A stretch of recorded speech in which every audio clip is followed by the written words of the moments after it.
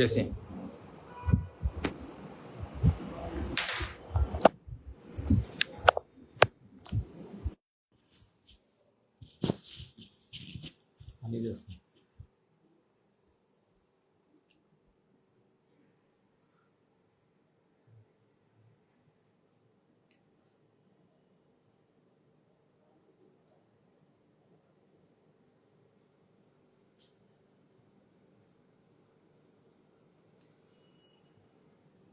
আসসালামু আলাইকুম প্রিয় ভাই ও বোনেরা, স্বাগত জানাচ্ছি জব মাস্টারের নিয়মিত ধারাবাহিক কার্যক্রম জব ফাউন্ডেশন মূলক বাংলা সাহিত্যের আজকের এই গুরুত্বপূর্ণ ক্লাসে।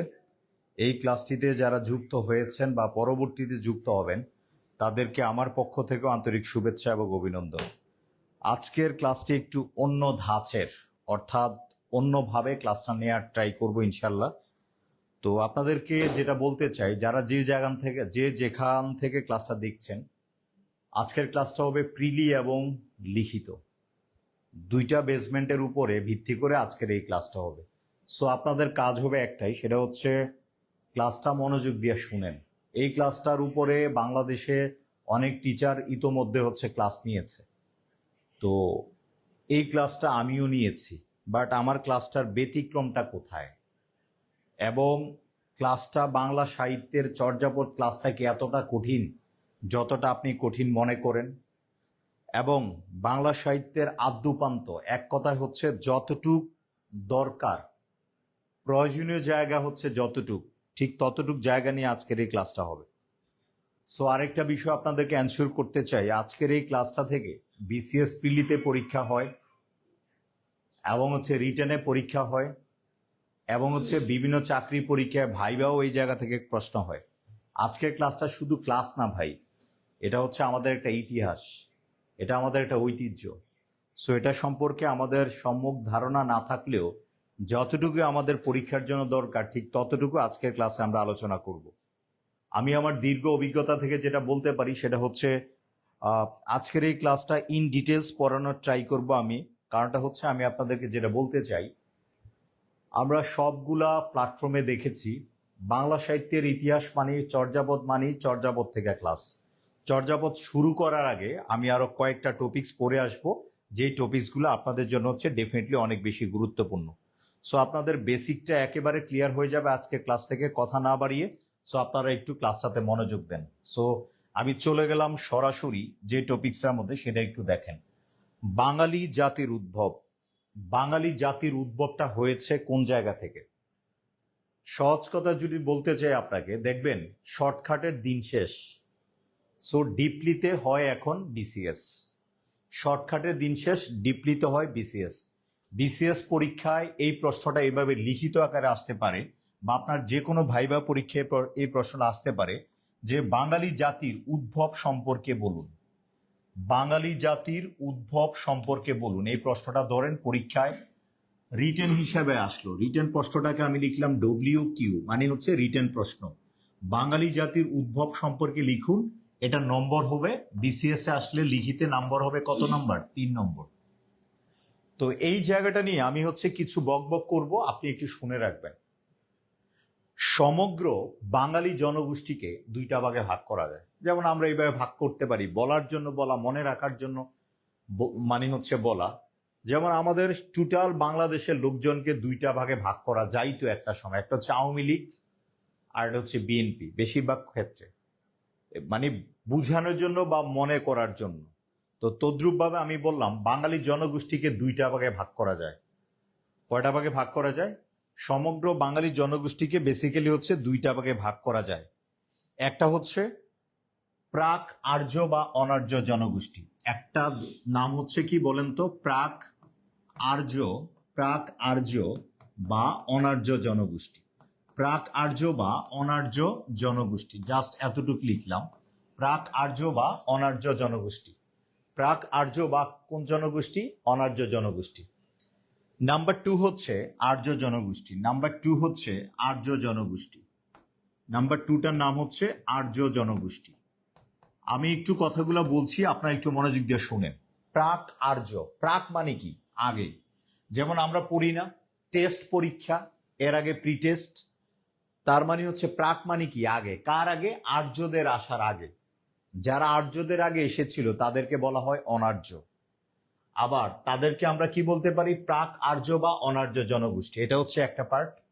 আরেকটা হচ্ছে আর্য জনগোষ্ঠী।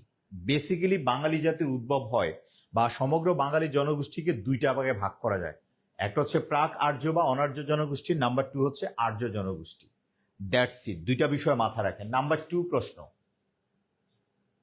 প্রশ্ন হচ্ছে প্রাক আর্য বা অনার্য জনগোষ্ঠীকে আবার 4টা ভাগে ভাগ করা হয়েছে। কয়টা ভাগে ভাগ করা হয়েছে? 4টা ভাগে ভাগ করা হয়েছে।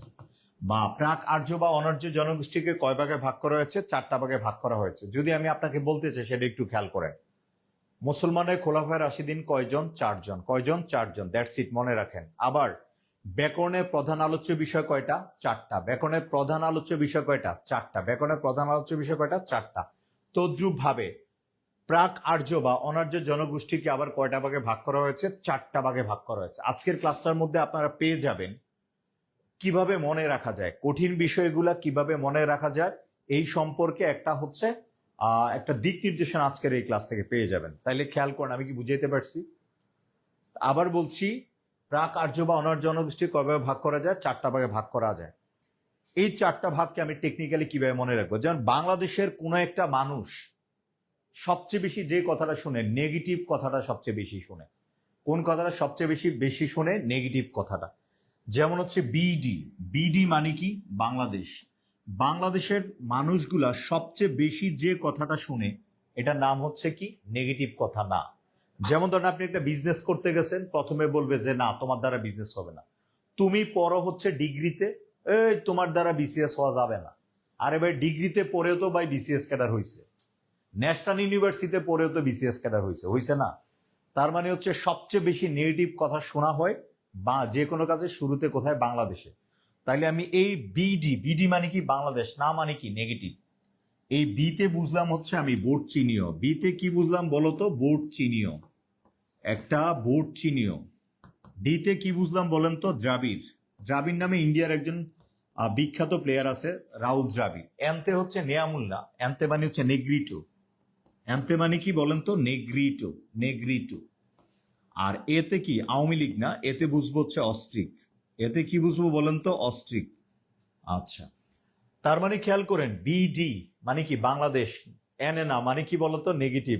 না এনে না মানে কি বলতো? নেগেটিভ। তার মানে হচ্ছে খেয়াল করেন বাংলাদেশ, তারপরে হচ্ছে এনে না মানে কি?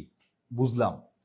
এই 4টাকে বলা হয় প্রাক আর্য বা অনার্য জনগোষ্ঠী। যদি প্রশ্ন করা হয় প্রাক আর্য বা অনার্য জনগোষ্ঠী কয়টা ভাগ? 4টা ভাগ। একটা হচ্ছে বোর্ড চিনিও, আরেকটা হচ্ছে দ্রাবিড়, আরেকটা হচ্ছে নেগ্রিটো, আরেকটা হচ্ছে কি? অস্ট্রিক। এবার আমি আপনাদেরকে যে জায়গাটা নিয়ে যেতে চাই সেটা হচ্ছে একটু খেয়াল করেন। অস্ট্রো এশিয়াটিক বা অস্ট্রিক জনগোষ্ঠী থেকে বাঙালি জাতির প্রধান অংশ গড়ে উঠেছে। প্রায় সময় পরীক্ষার কোশ্চেন করা হয় অস্ট্রো এশিয়াটিক বা অস্ট্রিক জনগোষ্ঠী থেকে বাঙালি জাতির প্রধান অংশ গড়ে উঠেছে। একে আবার নিষাদ জাতি বলা হয়। একে আবার কোন জাতি বলা হয়? নিষাদ জাতি। প্রায় সময় পরীক্ষায় কোশ্চেন করা হয় বাঙালি জাতির প্রধান অংশ গড়ে উঠেছে কোন জাতি থেকে? অস্ট্রো এশিয়াটিক বা অস্ট্রিক জনগোষ্ঠী থেকে বাঙালি জাতির প্রধান অংশ গড়ে উঠেছে। এই জাতিটাকে আবার কোন জাতি বলা হয়? নিষাদ জাতি। কোন জাতি? নিষাদ। নিষাদ অর্থ হচ্ছে জেলে। নিষাদ অর্থ হচ্ছে কি বলেন তো? জেলে। এই জায়গায় নুসরাত ফারিয়ানা মানে হচ্ছে নিষাদ জাতি। নিষাদ অর্থ হচ্ছে কি বলেন তো? জেলে। এবার আমি আপনাদেরকে নিয়ে একটু ঘুরে আসি পিছন থেকে, আমি একটু পিছনে যাব। প্রায় 5 থেকে 6,000 বছর পূর্বে। কত বছর পূর্বে? প্রায় 5 থেকে 6,000 বছর পূর্বে ইন্দোচীন। ইন্দোচীন মিন হচ্ছে ইন্দোচীন রাষ্ট্রগুলাকে আপনি এইভাবে মনে রাখতে পারেন। ইন্দোচীন মানে হচ্ছে লাকবি, লাওস, কম্বোডিয়া, ভিয়েতনাম, এটা নয়। বাট আমি বলছি প্রায় 5 থেকে 6,000 বছর পূর্বে ইন্দোচীন থেকে, কোন চীন থেকে? ইন্দোচীন থেকে বাংলায় প্রবেশ করে অস্ট্রিক জাতি নেগ্রিটোদের পরাজিত করে। অস্ট্রিক জাতি কাদেরকে পরাজিত করে? নেগ্রিটোদেরকে। আমি আবার কথা রিপিট করছি, প্রায় কত বছর পূর্বে? 5 থেকে 6,000 বছর পূর্বে। কোন চীন বলতো? ইন্দোচীন। কোথায় প্রবেশ করছে? বাংলায় প্রবেশ করছে। বাংলায় প্রবেশ করে কোন জাতি বলেন তো? অস্ট্রিক জাতি। কাদেরকে পরাজিত করছে? নেগ্রিটোদেরকে পরাজিত করছে। কাদেরকে পরাজিত করছে? নেগ্রিটোদেরকে পরাজিত করে। ঠিক যখন পরাজিত করে ওই সময়টাতে বা সমকালে অস্ট্রিক জাতির সমকালে বা কিছুদিন পরে দ্রাবিড় জাতি, কোন জাতি বলেন তো? দ্রাবিড় জাতি খাইবার গিরিপথ অতিক্রম করে, এই যে আপনি দেখতে পাচ্ছেন এই জায়গায় একটা গিরিপথ আছে, গিরি মানে কি পাহাড়, পাহাড়ি একটা পথ আছে, খাইবার গিরিপথ অতিক্রম করে, কোন কোন গিরিপথ? খাইবার গিরিপথ অতিক্রম করে অস্ট্রিক জাতি আবার অস্ট্রিক জাতির উপর প্রভাব বিস্তার করে। কোন জাতি প্রভাব বিস্তার করে? দ্রাবিড় জাতি। তার মানে একটু আগে খেয়াল করেন আপনি, অস্ট্রিক জাতি কাদেরকে পরাজিত করছিল? নেগ্রিটোদেরকে পরাজিত করে প্রভাব বিস্তার করছে, পাওয়ারফুল। পরবর্তীতে দেখেন এই অস্ট্রিক জাতি আবার কার কাছে পরাজিত হয়েছে? দ্রাবিড় জাতির উপরে। তার মানে এই জায়গার ভিতরে পাওয়ারফুল রাষ্ট্র কয়টা বা জনপদ কয়টা, গোষ্ঠী কয়টা? দুইটা। দেখবেন সব সময় দেখবেন আওয়ামী লীগের লোকজন বা ক্ষমতাসীন লোকজন আরেক ক্ষমতাসীন দলের সাথে কি করে? রাজনীতি করে। এই প্রভাবটা বর্তমানে রাজনীতিবিদদের মধ্যে না, এটা পৃথিবীর সূচনা লগ্ন থেকে চলে আসছে, যার প্রমাণ আমরা বাংলা সাহিত্যে দেখতে পাই। ওই জায়গায় পাওয়ারফুল ছিল অস্ট্রিক জাতি, আর এই জায়গায় পাওয়ারফুল কি বলেন তো? দ্রাবিড়।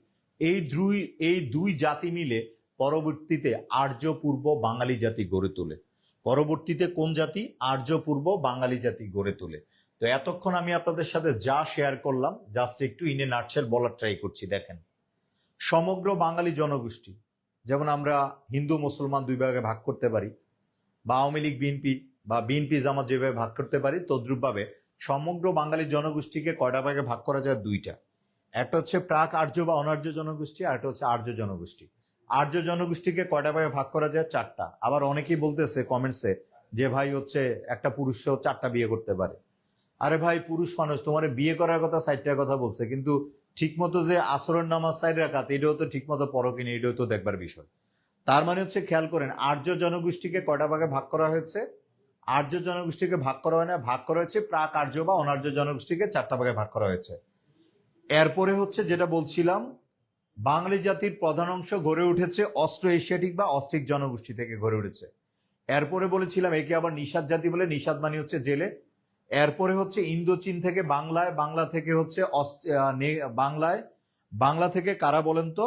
অস্ট্রিকরা নেগ্রিটোদেরকে পরাজিত করে। এর পরবর্তীতে অস্ট্রিক এবং দ্রাবিড় মিলে আর্য পূর্ব বাঙালি জাতি গড়ে তোলে। কোন কোন জাতি গড়ে তোলে? আর্য পূর্ব বাঙালি জাতি গড়ে তোলে।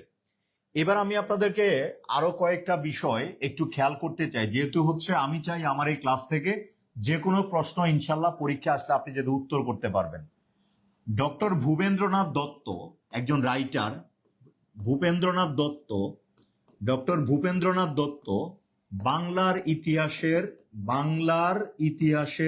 ধারা, বাংলা ইতিহাসের, ডক্টর ভূপেন্দ্রনাথ দত্তের বাংলার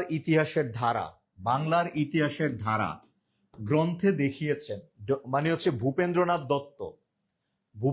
দত্ত বাংলার ইতিহাসের ধারা গ্রন্থে দেখিয়েছেন বাঙালি যে রক্ত আছে না, এই রক্তের ভিতরে 100% রক্তের মধ্যে, বাঙালির রক্তের 100%-এর মধ্যে 60 ভাগ হচ্ছে অস্ট্রেলীয়, 60টা ভাগ হচ্ছে কি বলেন তো? অস্ট্রেলীয়।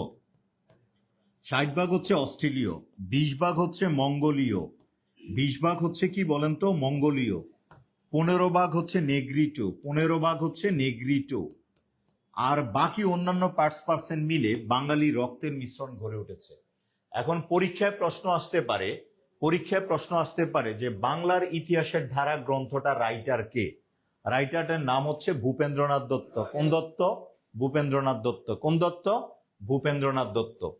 এই ভূপেন্দ্রনাথ দত্তের বাংলার ইতিহাস ধারা গ্রন্থ মতে দেখিয়েছেন 100% ব্লাডের মধ্যে হচ্ছে বাঙালি, 60 ভাগ হচ্ছে অস্ট্রেলীয়, 20 ভাগ হচ্ছে মঙ্গোলীয়, 15 ভাগ হচ্ছে কি? নেগ্রিটো, আর 5% অন্যান্য মিলে বাঙালি জাতি রক্তের মিশ্রণ কি করেছে? গড়ে উঠেছে। আমি কি ক্লিয়ার বুঝাইতে পারছি? এতটুক পর্যন্ত যদি আপনাদের কনসেপ্ট ক্লিয়ার হয়ে থাকে তাহলে অবশ্যই আমাকে একটু কমেন্টস অংশে জানান যে আসলে আমার কথাবার্তাগুলো ঠিক আছে কিনা। ঠিক আছে, সাদা কালো কলম দিয়ে লিখেন। আচ্ছা ঠিক আছে, জাহাঙ্গীর আলম লিখেছেন সাদা এবং কালো। ওকে, তার মানে খেয়াল করুন, সাদা কালো কলম দিয়ে লিখছি, একটু দেখেন, সেটা হচ্ছে আপনার কথায় ধরে নিলাম। আচ্ছা, এই হচ্ছে একটা কথা। এবার আরেকটা বিষয় নিয়ে আমি যে জায়গাটার মধ্যে এই মুহূর্তে মনোযোগ, মানে কনসেন্ট্রেশন দিব, সেটা একটু দেখেন। এই প্রশ্নগুলা প্রায় সময় পরীক্ষায় কোশ্চেন আসে, জাতি অনেক পরে কিন্তু মনে থাকে না। এই যে বঙ্গ কথাটার উল্লেখ আছে কোথায়, বঙ্গাল কথাটার উল্লেখ আছে কোথায়, বঙ্গ এবং বাঙ্গাল এবং বাঙ্গালা, এই তথ্যগুলার উল্লেখ আছে কোন গ্রন্থের মধ্যে, কোথায় কে কবে কখন বলেছেন, এই কথাগুলো সম্পর্কে একটু কারো আইডিয়া থাকলে আমাকে একটু জানান। বঙ্গ শব্দের অর্থ হচ্ছে ব্যক্তি। বঙ্গ শব্দের অর্থ হচ্ছে কি বলেন তো? ব্যক্তি। এই বঙ্গ কথাটার সর্বপ্রথম উল্লেখ পাওয়া যায়, এই যে বঙ্গ কথাটার সর্বপ্রথম উল্লেখ পাওয়া যায় ঋগ্বেদের ঐতরেয় আরণ্যক নামক গ্রন্থে। ঐতরেয় আরণ্যক নামক গ্রন্থে এই বঙ্গ কথাটার সর্বপ্রথম উল্লেখ পাওয়া যায় ঋগ্বেদের আরণ্যক নামক গ্রন্থে। কোন গ্রন্থে? ঋগ্বেদের আরণ্যক নামক গ্রন্থে, খ্রিস্টপূর্ব 3000 বছর আগে। কত বছর আগে? 3000 বছর আগে। যদি পরীক্ষায় কোশ্চেন অলরেডি এসেছে বিভিন্ন চাকরির পরীক্ষায় যে সর্বপ্রথম বঙ্গ কথাটির উল্লেখ পাওয়া যায় কত খ্রিস্টাব্দে, তাহলে খ্রিস্টপূর্ব 3000 বছর বা 3000 বছর আগে বা এটার উল্লেখ পাওয়া যায়। দ্বিতীয় কথাটা হচ্ছে যেটা বঙ্গ কথাটা সর্বপ্রথম উল্লেখ পাওয়া যায় কোথায়? ঋগ্বেদের, হিন্দু ধর্মে 4টা বেদ আছে, ঋগ্বেদ, সামবেদ, যজুর্বেদ এবং কোন বেদ? অথর্ববেদ। এই 4টা বেদের মধ্যে একটা বেদ হচ্ছে কি? ঋগ্বেদ। এই ঋগ্বেদের ঐতরেয় নামক আরণ্য গ্রন্থে সর্বপ্রথম বঙ্গ কথাটার উল্লেখ পাওয়া যায়। আবার যদি প্রশ্ন করা হয় যে তৎকালীন সময়ে বঙ্গ বলতে কোন এলাকাটাকে বুঝাতো, তৎকালীন সময়ে বঙ্গ বলতে হচ্ছে উত্তর ও পশ্চিমবঙ্গকে বুঝাতো। উত্তর প্লাস হচ্ছে পশ্চিমবঙ্গকে বুঝাতো। উত্তর এবং পশ্চিমবঙ্গকে কি বুঝাতো? মনে করেন যে বঙ্গ বলতো, উত্তর এবং পশ্চিমবঙ্গকে বঙ্গ বলা হইতো। আমি কি বুঝাইতে পারছি? এরপরে যে হচ্ছে বঙ্গাল কথাটা সর্বপ্রথম কে উচ্চারণ করেন? বঙ্গাল। বঙ্গাল কথাটা সর্বপ্রথম উচ্চারণ করেন মধ্যযুগে ইবনে বতুতা। একজন আমরা জানি হচ্ছে পরিব্রাজক, তার নাম হচ্ছে ইবনে বতুতা।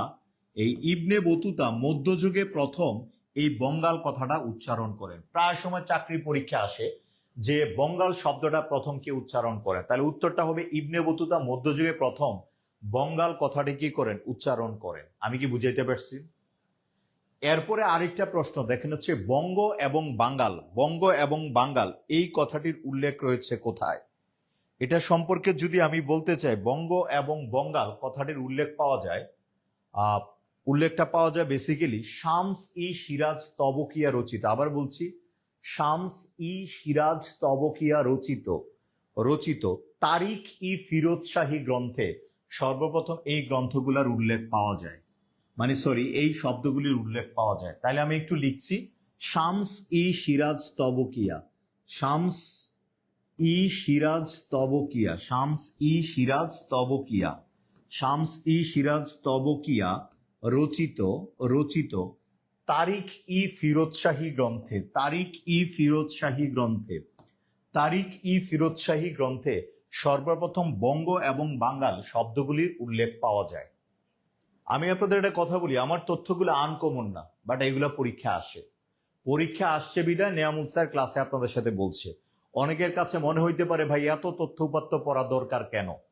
ভাই যদি আপনার চাকরি লাগে ভাই পড়তে হবে। চাকরি পাওয়ার শর্টকাট কোনো কি নাই, সিস্টেম আমার জানা নাই। আপনার জানা থাকলে কমেন্ট সেকশনে শেয়ার করেন চাকরি পাওয়ার শর্টকাট উপায়। চাকরি পাওয়ার কি কি শর্টকাট উপায় আছে আমাকে একটু কমেন্ট সেকশনে জানাবেন প্লিজ। আপনাদের কাছে যদি জানা থাকে চাকরি পাওয়ার শর্টকাট উপায় আছে, আমি আমাদের জব মাস্টার ভর্তিকৃত স্টুডেন্ট সকলকে বলবো শর্টকাট উপায়ে তোমরা ভর্তি হও। কিন্তু চাকরি যদি না পাও ওই লাইবিলিটি যে দায়িত্বটা নিবে তাকে দিতে হবে। 4 নম্বর যে পয়েন্টটা আছে, বাঙ্গালা কথাটার উল্লেখ আছে কোন গ্রন্থে? বাঙ্গালা কথাটার উল্লেখ আছে, আচ্ছা আমরা জানি সম্রাট আকবরের সভাকবি আবুল ফজল রচিত, সম্রাট আকবরের সভাকবি আবুল ফজল রচিত, আবুল ফজল রচিত, আবুল ফজল রচিত আইন ই হচ্ছে আইন ই আকবরী গ্রন্থে, আইন ই আকবরী গ্রন্থে সর্বপ্রথম এই বাংলা শব্দটার উচ্চারণ দেখা যায় বা বাংলা শব্দটার ব্যবহার দেখা যায়। তাইলে এই কথাগুলো আমি একটু বলছি, আমি এই জায়গা থেকে একটু বলছি, সেটা একটু দেখেন। সেটা হচ্ছে সম্রাট আকবরের সভাকবি ছিল আবুল ফজল। আবুল ফজল বেসিক্যালি ছিল একটু তেলবাজ টাইপের মানুষ ছিল। রাজাকে তেল দিত, তেল দিয়া মানে হচ্ছে তেলবাজি করত, এই তেলবাজি করে বিভিন্ন ধরনের ব্যক্তি স্বার্থ চরিতার্থ করত। এবং এই ব্যক্তি স্বার্থ চরিতার্থ করে একটা সময় এই আবুল ফজল সম্রাট আকবরের খুব কাছের লোক এবং হচ্ছে একান্ত বা ঘনিষ্ঠ লোক হয়ে যায়। লোক হয়ে যাওয়ার পরে একটা সময় এই আবুল ফজলই এই গ্রন্থটা রচনা করেন, আইন ই আকবরী, মানে আকবরের যত আইন আছে এটার মধ্যে উনি লিখেন। লিখে হচ্ছে এই গ্রন্থটার মধ্যে তিনি সর্বপ্রথম বাংলা শব্দটার উচ্চারণ করেন। ঠিক আছে, বাংলা শব্দটার উচ্চারণ করেন। আপনারা এই মুহূর্তে যারা আমাকে দেখছেন, আপনাদেরকে একটা রিকোয়েস্ট করব, এই টপিকসটার উপরে, আচ্ছা স্যার, এই টপিকসটার উপরে ইতোপূর্বে আপনাদের কি কোথাও ক্লাস করা হয়েছিল? হতে পারে সেটা আপনার হচ্ছে প্রাইভেটের বেচ, হতে পারে আপনার হচ্ছে কোচিং এর পেড বেচ, কোনো বেচে কি ক্লাস হয়েছিল সেটা আমাকে একটু বলেন তো ভাই। ক্লাস হয়েছিল কিনা আমাকে একটু কমেন্টস করবেন। ওকে, আচ্ছা, আমি এই জায়গাটা আবার রিপিট করে নেই, 1 মিনিটের মধ্যে হচ্ছে রিপিট করে আমি হচ্ছে ক্লাসে আবার ঢুকছি। সেটা হচ্ছে খেয়াল, বঙ্গ কথাটার উল্লেখ পাওয়া যায় খ্রিস্টপূর্ব, বঙ্গ কথাটার উল্লেখ পাওয়া যায় খ্রিস্টপূর্ব 3000 বছর আগে। কোথায় পাওয়া যায়? ঋগ্বেদের ঐতরেয় নামক আরণ্যক গ্রন্থে। তৎকালে বঙ্গ বলতে উত্তর এবং পশ্চিমবঙ্গকে বুঝাতো। বঙ্গাল কথাটা উচ্চারণ করেন মধ্যযুগে প্রথম ইবনে বতুতা। বঙ্গ এবং বাঙ্গাল গ্রন্থগুলা, এই শব্দগুলার উল্লেখ পাওয়া যায় শামস ই সিরাজ স্তবকে রচিত তারিখ ই ফিরোজ শাহী গ্রন্থে। এই দুইটা শব্দের উল্লেখ পাওয়া যায়। বাংলা শব্দটার উচ্চারণ বা হচ্ছে ব্যবহার আমরা দেখতে পাই আবুল ফজলের আইন ই আকবরী গ্রন্থে। এর বাইরে আমি আপনাদেরকে যেটা বলতে চাই সেটা একটু আমি কয়েকটা ইম্পর্টেন্ট কোশ্চেন এই জায়গাতে পরীক্ষা আসে, সেটা হচ্ছে আপনারা, আমি হয়তো ভুলে যাব বলতে একটু ভুলে যাই, সেটা হচ্ছে খেয়াল করেন, বাঙালি জাতি কোন জাতি? বেসিক্যালি বাঙালি জাতি হচ্ছে শঙ্কর বা কোন জাতি বলেন তো? মিশ্র জাতি। বাঙালি জাতি কোন জাতি? শঙ্কর বা মিশ্র জাতি। নৃতাত্ত্বিকভাবে বাঙালি জাতি শঙ্কর বা মিশ্র জাতি। সো আশা করি এই টপিকস থেকে গুরুত্বপূর্ণ কোনো প্রশ্ন আসলে আপনারা আশা করছি হচ্ছে কমন পেয়ে যাবেন। সো এই জায়গা থেকে আপনাদের এই জায়গা হচ্ছে খাইবার গিরিপথ এবং হচ্ছে ইবনে বতুতা, আর্য জাতিদের একটা ছবি। আর্য জাতিদের কি বলেন তো একটা ছবি আপনারা দেখতে পাইলেন। এই জায়গার মধ্যে যেই ছবিটা আপনি এই জায়গার মধ্যে দেখতে পাচ্ছেন এটা হচ্ছে আইনি আকবরী গ্রন্থের হচ্ছে কাভার পেজ বা ইমেজটা দেখতে পাচ্ছেন। আরেকটা কথা বলে যায়, খাইবার, খাইবার গিরিপথটা আমরা যখন হচ্ছে পেটে যখন ক্ষুধা লাগে আমার আপনার, তখন আমরা খাইতে চাই, খাইতে চাই, খাইতে চাই বেসিক্যালি কার কাছে? আমরা পেটে ক্ষুধা লাগলে খাইতে চাই কার কাছে? ধরেন আপনি আপনার বড় বোনের কাছে খাইতে চান। কার কাছে খাইতে চান? আপনার বড় বোনের কাছে খাইতে চান। আপনার বড় বোনকে কি বলে ডাকেন? আপা বলে ডাকেন, আপা। আতে বুঝবো হচ্ছে আমি আফগানিস্তান, পাতে কি বুঝবো? পাকিস্তান। অর্থাৎ আফগানিস্তান এবং পাকিস্তানের মাঝে যে গিরিপথটা আছে, পাহাড়ি পথটা আছে, এটার নামই হচ্ছে খাইবার গিরিপথ। কোন গিরিপথ? খাইবার গিরিপথ। আমি আশা করি আপনারা বুঝতে পেরেছেন। এতটুকু পর্যন্ত যদি আপনাদের কনসেপ্ট ক্লিয়ার হয়ে থাকে তাহলে আমি পরবর্তী স্লাইডে চলে যাচ্ছি। পরবর্তী স্লাইডের মধ্যে আমি একটা প্রশ্ন রেখেছি, এটা বিসিএস পরীক্ষার জন্য বেসিক্যালি অনেক বেশি ইম্পর্টেন্ট, বিভিন্ন চাকরি পরীক্ষা আসে। সেটা হচ্ছে লিখিত, আমি লিখলাম হচ্ছে WQ, মানে হচ্ছে লিখিত প্রশ্ন আসতে পারে 3 নম্বরের জন্য, বা হচ্ছে 11 থেকে 20তম গ্রেডের যে কোনো চাকরি পরীক্ষায় লিখিত পরীক্ষা হিসেবে আসতে পারে এই প্রশ্নটা। বাংলা সাহিত্যের যুগ বিভাগ। আমার প্রশ্ন জাতির কাছে, আমার প্রশ্ন জাতির কাছে, আপনারা সবাই জানেন, বলেন তো, কমেন্টস করেন তো, বাংলা সাহিত্যের ইতিহাসকে কয়টা ভাগে ভাগ করা হয়েছে? আমাকে একটু কমেন্টস করবেন দ্রুত। আমার সেটা হচ্ছে, আচ্ছা, বাংলা সাহিত্যের ইতিহাসকে কয়টা ভাগে ভাগ করা হয়েছে সেটা আমাকে একটু কমেন্টস অংশে জানাবেন কয়টা।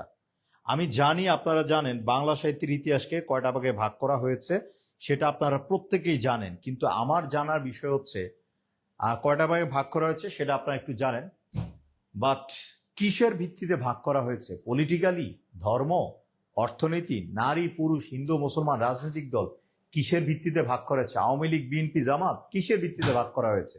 বিজেপি কংগ্রেস, কিসের ভিত্তিতে বাংলা সাহিত্যের ইতিহাসকে 3টা ভাগে ভাগ করা হয়েছে একটু বলতে পারবেন? জাস্ট একটু শুনে রাখেন, বাংলা সাহিত্যের ইতিহাসকে 2টা ভাগে ভাগ করা হয়েছে। কয়টা ভাগে ভাগ করা হয়েছে? বেসিক্যালি 2টা ভাগে ভাগ করা হয়েছে বাংলা সাহিত্যের ইতিহাসকে। কয়টা ভাগে ভাগ করা হয়েছে? 2টা ভাগে ভাগ করা হয়েছে। নাম্বার 1, সরি, বাংলা সাহিত্যের যোগ বিভাগ বা বাংলা সাহিত্যের ইতিহাসকে কয়টা ভাগে ভাগ করা হয়েছে? 3টা ভাগে ভাগ করা হয়েছে, এটা আপনারা সবাই জানেন। আমার প্রশ্ন হচ্ছে ভাগটা কিসের ভিত্তিতে করেছে? বেসিক্যালি বাংলা সাহিত্যের ইতিহাসকে 2টা ঘটনার উপর বেসমেন্ট করে ভাগ করা হয়েছে 3টা ভাগে। কয়টা ঘটনা? 2টা ঘটনার উপর ভিত্তি করে বাংলা সাহিত্যের ইতিহাসকে 3টা ভাগে ভাগ করে। 2টা ঘটনা। নাম্বার 1, 1203 বা 4 সালে 1203 বা 4 সালে ইখতিয়ারের বঙ্গবিজয়। 1203 বা 4 সালে ইখতিয়ার উদ্দিন বিন মোহাম্মদ বখতিয়ার খিলজির বঙ্গবিজয়। এই একটা ঘটনার উপর ভিত্তি করে বাংলা সাহিত্যের ইতিহাসকে 3টা ভাগে ভাগ করা হয়েছে। এটা একটা ঘটনা। দ্বিতীয় ঘটনা হচ্ছে 1801 সালে কলকাতার ফোর্ট উইলিয়াম কলেজে বাংলা গদ্যের প্রচলনকে চালু করে বাংলা গদ্যের প্রচলনকে কেন্দ্র করে বাংলা সাহিত্যের ইতিহাসকে কয়টা ভাগে ভাগ করা হয়েছে? 3টা ভাগে ভাগ করা হয়েছে। কয়টা ভাগে ভাগ করা হয়েছে? 3টা ভাগে ভাগ করা হয়েছে। তার মানে আমি আপনাকে আবার বলছি, সেটা হচ্ছে একটু খেয়াল করেন, 2টা ঘটনার উপর ভিত্তি করে বাংলা সাহিত্যের ইতিহাসকে 3টা ভাগে ভাগ করা হয়েছে। 3টা ভাগে। ঘটনা কয়টা? 2টা। একটা হচ্ছে 1203 বা 4 সালে ইখতিয়ারের বঙ্গবিজয়, এটা একটা ঘটনা। দ্বিতীয় ঘটনাটা যেটা বললাম, 1801 সালে কলকাতার ফোর্ট উইলিয়াম কলেজে বাংলার গদ্যের প্রচলনকে কেন্দ্র করে এই 2টা ঘটনার উপর ভিত্তি করে বাংলা সাহিত্যের ইতিহাসকে কয়টা ভাগে ভাগ করা হয়েছে? 3টা ভাগে ভাগ করা হয়েছে, যেটা আপনারা জানেন, প্রাচীন যুগ, মধ্যযুগ, আধুনিক যুগ। এই যে 2টা ঘটনা, বিসিএস ভাইবা বোর্ডে আমার পরিচিত এক স্টুডেন্টকে জিজ্ঞাসা করা হয়েছে বাংলা সাহিত্যের যে 3টা ভাগ, এই 3টা ভাগকে কিসের বেসমেন্টে করা হয়েছে। সো সে বাংলা ডিপার্টমেন্টের স্টুডেন্ট হওয়ার পরেও সে উত্তর দিতে পারেনি। সো আশা করি আপনি এই কথাটা রিয়েলাইজ করে শোনেন ভাই, আমি গল্প করতে আসি নাই ভাই। আপনার সময়টা ইম্পর্টেন্ট, আমার সময়টা ইম্পর্টেন্ট। সো আমরা সিরিয়াস বিষয়গুলো সিরিয়াসলি নেই। আমার ক্লাস থেকে যদি, জব মাস্টারের ক্লাস থেকে যদি আপনি হচ্ছে এক্সক্লুসিভ কোনো তথ্য না পান প্রয়োজনীয়, তাহলে আমাদের এই ক্লাস করার দরকার নেই। যখন মনে হবে নিয়ামুল ভাই বা হচ্ছে আমাদের জব মাস্টারের ক্লাসগুলো হচ্ছে আননেসেসারি, ফালতু আজারা বকবক, আপনি স্কিপ করে চলে যাবেন। That's it. আর যদি হচ্ছে ক্লাসগুলো ভালো লাগে, অবশ্যই আপনাদের ফ্রেন্ড সার্কেল সবার সাথে শেয়ার করবেন। দেখেন, নাম্বার 1, দেখেন প্রশ্ন কিভাবে আসে, আমরা কেন পারি না, সেটা হচ্ছে দেখেন। নাম্বার 1 হচ্ছে প্রাচীন যুগ। আমি পুরাটা লিখলাম না সময় সুবিধার্থে। প্রাচীন যুগ হচ্ছে 650 থেকে 1200। অন এন এভারেজ তথ্য পরীক্ষা আসে না। 650 থেকে কত বলেন তো? 1200। তার মানে কত বছর? 550 বছর। এবং হচ্ছে এই প্রাচীন যুগকে আবার এই যে 650 থেকে 1200, 550 বছর, এটা একটা মতামত।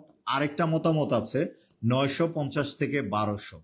তার মানে কত বছর? 350 বছর। কত বছর? সরি, 250 বছর। কত বছর? 250 বছর। এবার দেখেন 650 থেকে 1200, তার মানে হচ্ছে এই 550 বছর হচ্ছে বাংলা সাহিত্যের প্রাচীন যুগ। এই কথাটা কে বলেছেন? ডক্টর মোহাম্মদ শহীদুল্লাহ। এই কথাটা কে বলেছেন? ডক্টর মোহাম্মদ শহীদুল্লাহ। এখন প্রশ্ন হচ্ছে এই কথাটা উনি কত শতকে বলেছেন? তার মানে একটু মনোযোগ দেন। 650, তার মানে কত শতক? শতক। কত শতক? সপ্তম শতক। প্রায় সময় পরীক্ষায় প্রশ্ন আসে বাংলা সাহিত্যের প্রাচীন যুগের সময়সীমা কত থেকে কত? 650 থেকে কত? 1200। কে বলেছেন? শহীদুল্লাহ বলেছেন। কত শতকে বলেছেন? সপ্তম শতকে বলেছেন। অপরপক্ষে দেখেন 950 থেকে 1200 কে বলেছেন? ডক্টর সুনীতি কুমার চট্টোপাধ্যায়। ওনার নাম কি? ডক্টর সুনীতি কুমার চট্টোপাধ্যায়। পুরাটা লিখলাম না, ডক্টর সুনীতি কুমার চট্টোপাধ্যায়। উনি কবে বলেছেন? উনি বলেছেন 950। 950 মানে কি বলেন তো? দশম শতক। 950 মানে কোন শতক? দশম শতক। কত শতক? দশম শতক। কত শতক? দশম শতক। 950 থেকে কত শতক? দশম শতক। এবার দেখেন প্রায় সময় পরীক্ষায় কোশ্চেন আসে যে বাংলা সাহিত্যের স্থিতিকাল কত। প্রায় সময় আমি একটু দেখেই বলছি যাতে প্রশ্নটা আপনাদের পরীক্ষা আসছে যাতে আপনাদের ভুল না হয়। যেমন একটা প্রশ্ন আসে বাংলা সাহিত্যের আদি স্তরের স্থিতিকাল কত। প্রায় সময় একটা প্রশ্ন আসে বাংলা সাহিত্যের আদি স্তরের স্থিতিকাল কত। বাংলা সাহিত্যের আদি স্তরের স্থিতিকাল কত? তার মানে হচ্ছে এই জায়গায় দেখেন হচ্ছে দশম থেকে কত পর্যন্ত ধরা হয়, দশম শতক থেকে শুরু করে এবং হচ্ছে চতুর্দশ শতক পর্যন্ত ধরা হয়। দশম থেকে এইরকম একটা প্রশ্ন আসে। এবার এই জায়গার ভিতরে একটা বিষয় খেয়াল করেন, প্রাচীন যুগ, শহীদুল্লাহ এবং সুনীতি কুমার, এই জায়গাটার মধ্যে আরেকটা সময় আছে, এই 650 থেকে 1100, 650 থেকে 1100 এই সময়টাকে বলা হয় প্রাচীন যুগের। প্রাচীন যুগের হচ্ছে প্রাচীন যুগের বৌদ্ধকাল। প্রাচীন যুগের কোন কাল বলেন তো? বৌদ্ধকাল। যদি প্রশ্নটা ডিপলি ভাবে করা হয়, প্রাচীন যুগের বৌদ্ধকাল কত, তাহলে 650 থেকে 1100। প্রাচীন যুগের বৌদ্ধকাল হচ্ছে 650 থেকে কত? 1100। আবার যদি প্রশ্ন করা হয় প্রাচীন যুগের হিন্দু কাল কত, তাহলে হচ্ছে 1101 থেকে কত? 1200। এটা হচ্ছে প্রাচীন যুগের কোন কাল বলেন তো? হিন্দু কাল। এমনও প্রশ্ন বিভিন্ন বর্তমানে চাকরির পরীক্ষায় দেখা যায়। যেমন আপনাদের কাছে এই তথ্যগুলো এক্সক্লুসিভ বা ইনফরমেশন গুলা গুরুত্বপূর্ণ, আনকমন মনে হয়, যেগুলো পরীক্ষা আসে সেগুলোই হচ্ছে আমি ক্লাসে শেয়ার করার ট্রাই করছি। একটু দেখেন, 650 থেকে 1200 এটা হচ্ছে প্রাচীন যুগের কোন কাল বলেন তো? বৌদ্ধকাল। কোন কাল? বৌদ্ধকাল। আবার 1101 থেকে 1200 এটা কোন কাল বলেন তো? হিন্দু কাল। এই জায়গা থেকে একটু খেয়াল করি, বাংলাদেশের বা হচ্ছে আমাদের ভূখণ্ডের বা হচ্ছে সবচেয়ে দীর্ঘস্থায়ী রাজবংশের নাম হচ্ছে পাল বংশ। কোন বংশ? পাল বংশ। কোন বংশ? পাল বংশ। এই পাল বংশের রাজারা ছিলেন বৌদ্ধ ধর্মাবলম্বী। কোন ধর্মাবলম্বী? বৌদ্ধ ধর্মাবলম্বী। এবং আপনারা জানেন গৌতম বুদ্ধ জন্মগ্রহণ করেন কোথায়? নেপালের লুম্বিনীতে। কোথায় জন্মগ্রহণ করেন? নেপালের লুম্বিনীতে জন্মগ্রহণ করেন। বৌদ্ধ ধর্মের একটা বিখ্যাত বাণী হচ্ছে এরকম, অহিংসা পরম ধর্ম।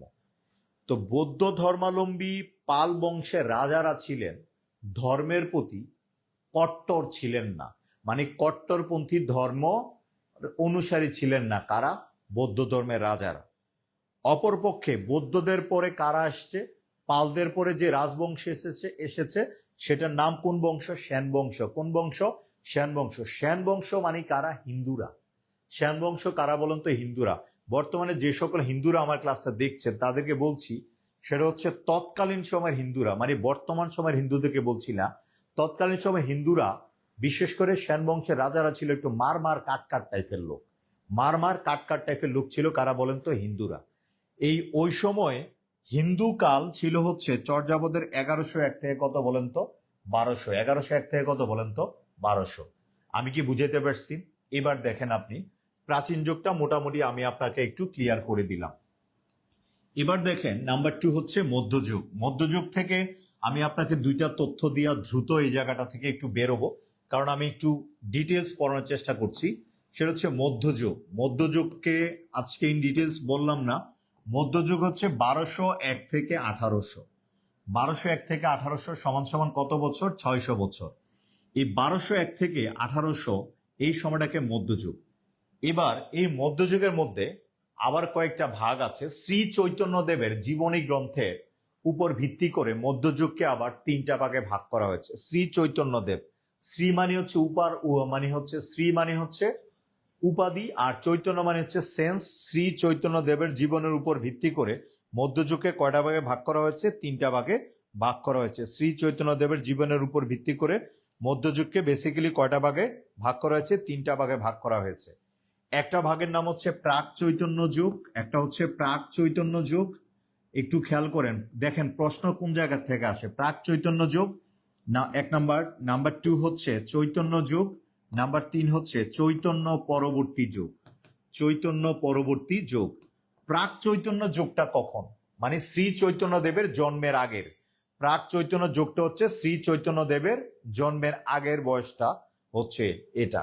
যেমন হচ্ছে এই সময়টাকে বলা হয় 1351 থেকে কত বলেন তো? 1500।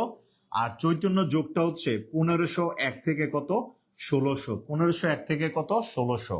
আর চৈতন্য পরবর্তী যুগটা বলা হয় 1601 থেকে কত বলেন তো? 1800।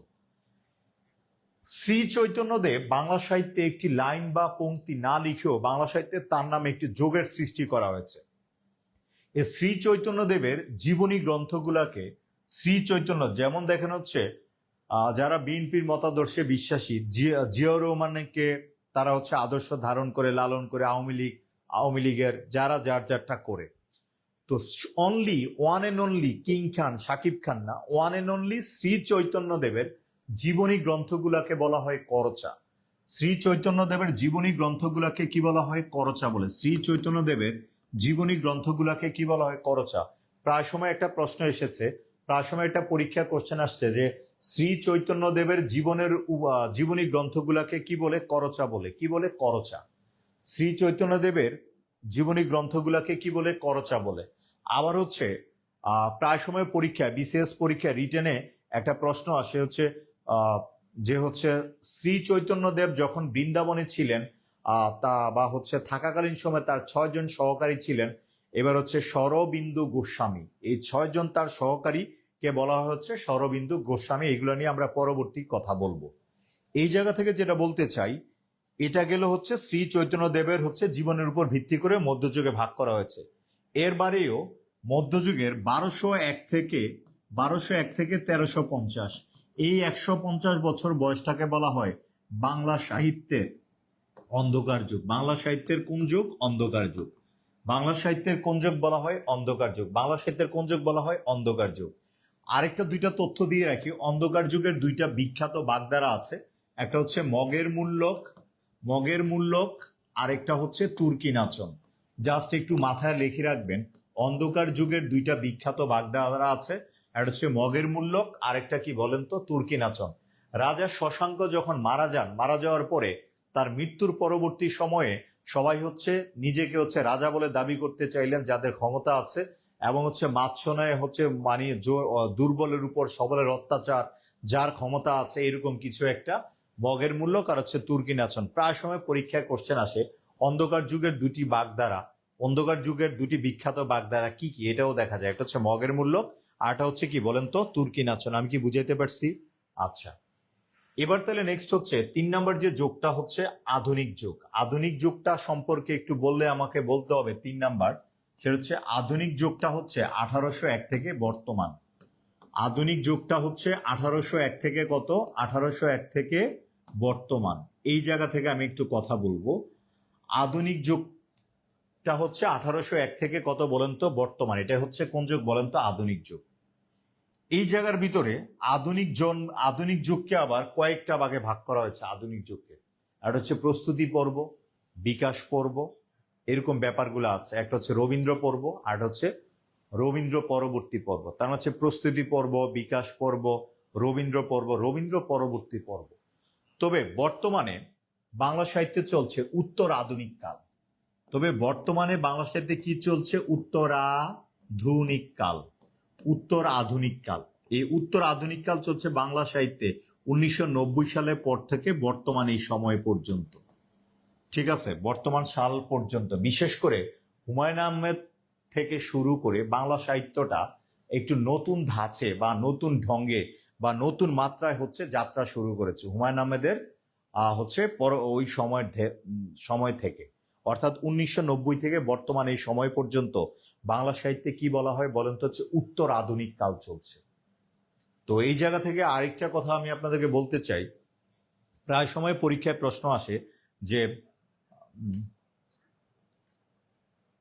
প্রায় সময় পরীক্ষার মধ্যে একটা প্রশ্ন আসে, আপনারা দেখেন বাংলা সাহিত্যের যুগ বিভাগটা আশা করি বুঝতে পারছেন। আচ্ছা, এই জায়গার মধ্যে যে প্রশ্নটা আছে, প্রশ্নটা একটু খেয়াল করেন, বাংলা সাহিত্যের বৈশিষ্ট্য। এটাও বিসিএস পরীক্ষা রিটেনের জন্য ইম্পর্টেন্ট। যে কোনো 11 থেকে 20তম গ্রেডের চাকরির পরীক্ষার জন্য এটা হচ্ছে বেসিক্যালি ইম্পর্টেন্ট। সো আপনারা একটু আমার কথাগুলো একটু মনোযোগ দিবেন, এবং মনোযোগ দিলে একটু খেয়াল করবেন, সেটা হচ্ছে বাংলা সাহিত্যের বৈশিষ্ট্য। বাংলা সাহিত্যের বৈশিষ্ট্যটা কেমন, এটা পড়ানোর আগে সেটা হচ্ছে আমি একটু কথা বলবো, সেটা হচ্ছে বাংলা সাহিত্যের ধরনটা কেমন। আরেকটা প্রশ্ন হচ্ছে ধরনটা কেমন বাংলা সাহিত্যে, একটু খেয়াল করেন। আমি একটু টেকনিক্যালি লিখছি, টি মানে টেকনিক লিখলাম। প্রাচীন ও মধ্যযুগে, একটু লিখে ফেলেন সবাই, প্রাচীন ও মধ্যযুগে, প্রাচীন ও মধ্যযুগে, প্রাচীন ও মধ্যযুগে, প্রাচীন ও মধ্যযুগে কাক নিয়ে, কি নিয়ে বলেন তো? কাক নিয়ে পদ্য লেখা হতো। কাক নিয়ে পদ্য লেখা হতো। প্রাচীন ও মধ্যযুগে কাক নিয়ে পদ্য লেখা হতো। প্রাচীন ও মধ্যযুগে কি নিয়ে? কাক নিয়ে পদ্য লেখা হতো। এবং আধুনিক যুগে গদ্যে লেখা হয়। এবং আধুনিক যুগে গদ্যে লেখা হয়। আধুনিক যুগে গদ্যে লেখা হয়। আধুনিক যুগে কিসে লেখা হয়? গদ্যে লেখা হয়। আধুনিক যুগে কিসে লেখা হয়? গদ্যে লেখা হয়। কথাটার দিকে একটু ফোকাস করেন। প্রাচীন ও মধ্যযুগে কাক নিয়ে পদ্য লেখা হতো। প্রাচীন যুগ, এটাকে ধরন বলতে পারেন, আপনি বলতে পারেন হচ্ছে প্রাধান্য বলতে পারেন, আবার বলতে পারেন প্রাধান্য বলতে পারেন, আবার আপনি নির্ভরতা বলতে পারেন বা প্রভাব বলতে পারেন, যেগুলো কিছু একটা। কোনটা বেসিক্যালি এই পয়েন্টটাকে আপনি বলতে পারেন ধরন, প্রাধান্য, নির্ভরতা, প্রভাব, যে কোনো একটা। তো প্রশ্ন ছিল প্রাচীন ও মধ্যযুগে কাক নিয়ে পদ্য লেখা হতো। কি নিয়ে বলেন তো? কাক নিয়ে পদ্য লেখা হতো। কাক। প্রাচীন ও মধ্যযুগে কাক মানে কি খেয়াল করেন। কাক মানে আমি বুঝলাম কয়েকটার কাতে বুঝলাম হচ্ছে কাব্য, আর এই কতে বুঝলাম হচ্ছে কবিতা। কাব্য এবং কি কবিতা। যাহা কাব্য তাহাই কি কবিতা, তাহাই কি বলতো? পদ্য। তার মানে প্রাচীন এবং মধ্যযুগে কাব্য, কবিতা এবং হচ্ছে পদ্যে লেখা হইতো। আর আধুনিক যুগে কিসে লেখা হয়? গদ্যে। আধুনিক যুগে কিসে লেখা হবে? গদ্যে। প্রায় সময় দেখবেন বিভিন্ন চাকরি পরীক্ষায় কোশ্চেন আসে যে প্রাচীন যুগ মূলত কি নির্ভর? কাব্য নির্ভর বা পদ্য নির্ভর, কবিতা নির্ভর। আধুনিক যুগ কি নির্ভর? গদ্য নির্ভর। আশা করি আপনারা উত্তরটা পেয়েছেন। এবার দ্বিতীয় যে প্রশ্নটা, যে বাংলা সাহিত্যের বৈশিষ্ট্য। বাংলা সাহিত্যের বৈশিষ্ট্যটা বেসিক্যালি কি একটু খেয়াল করেন। বাংলা সাহিত্যের বৈশিষ্ট্যের মধ্যে দেখেন হচ্ছে প্রাচীন যুগের ব্যক্তি ও গোষ্ঠীর লোকেরা, আমি আরেকটা কথা লিখলাম, এই জায়গাটা একটু মুছে ফেললাম, জাস্ট আপনারা একটু দেখেন। সেটা হচ্ছে এই প্রশ্নটার একটু উত্তর দেওয়ার চেষ্টা করছি, সেটা একটু দেখেন। প্রাচীন প্রাচীন যুগের ব্যক্তি ও গোষ্ঠীর লোকেরা, আমি লিখলাম প্রাচীন যুগের ব্যক্তি ও গোষ্ঠীর লোকেরা, ব্যক্তি বা গোষ্ঠীর লোকেরা, প্রাচীন যুগের ব্যক্তি ও গোষ্ঠীর লোকেরা, প্রাচীন যুগের ব্যক্তি ও গোষ্ঠীর লোকেরা মধ্যযুগে মধ্যযুগে মধ্যযুগে আচ্ছা মধ্যযুগে দেবদেবী নির্ভর সাহিত্য রচনা করত। দেবদেবী নির্ভর সাহিত্য রচনা করত। দেবদেবী নির্ভর সাহিত্য রচনা করত। সাহিত্য রচনা করত। অন্যদিকে আধুনিক যুগের লোকজন দেশপ্রেম, মানবতা, ব্যক্তি সচেতনতা এবং হচ্ছে নৈরাশ্যবাদ নিয়ে সাহিত্য রচনা করে। নৈরাশ্যবাদ। তার মানে এই কথাটার ব্যাখ্যা না দিলে অনেস্টলি স্পিকিং আপনি বুঝবেন না। এই জায়গাটা থেকে অনেক তথ্য আসে, অনেক হচ্ছে প্রশ্ন আসে, অনেক জায়গায়। এই জায়গাটা আপনি একটু ক্লিয়ার করেন, সেটা হচ্ছে আপনি একটু দেখবেন। ঠিক আছে? সো আশা করি আপনার এই জায়গাটা একটু গুরুত্ব দিয়ে দেখবেন।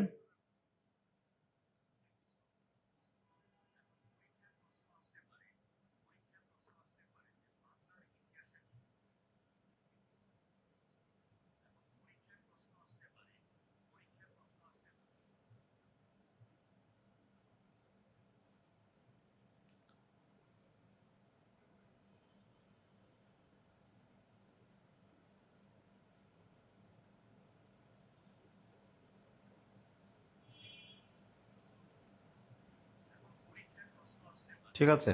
ওকে।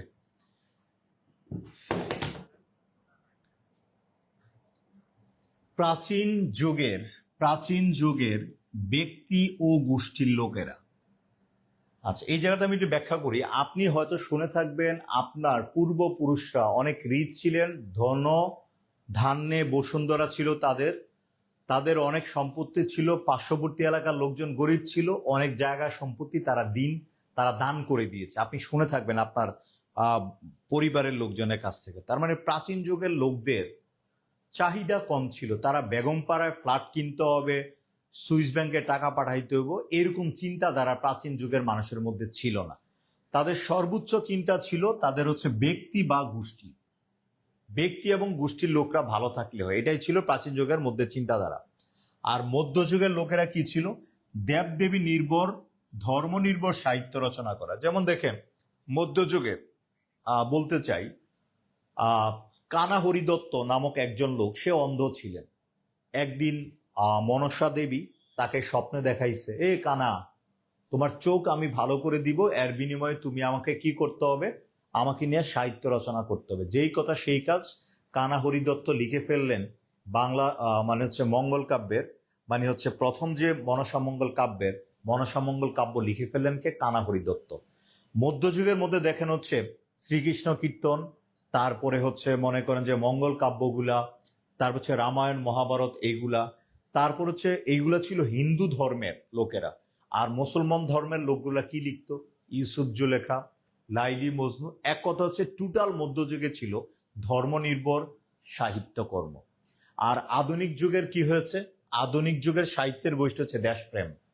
এই যে দেখেন হচ্ছে কলকাতায় বা ইন্ডিয়াতে ককরোচ পার্টি জেগে উঠলো।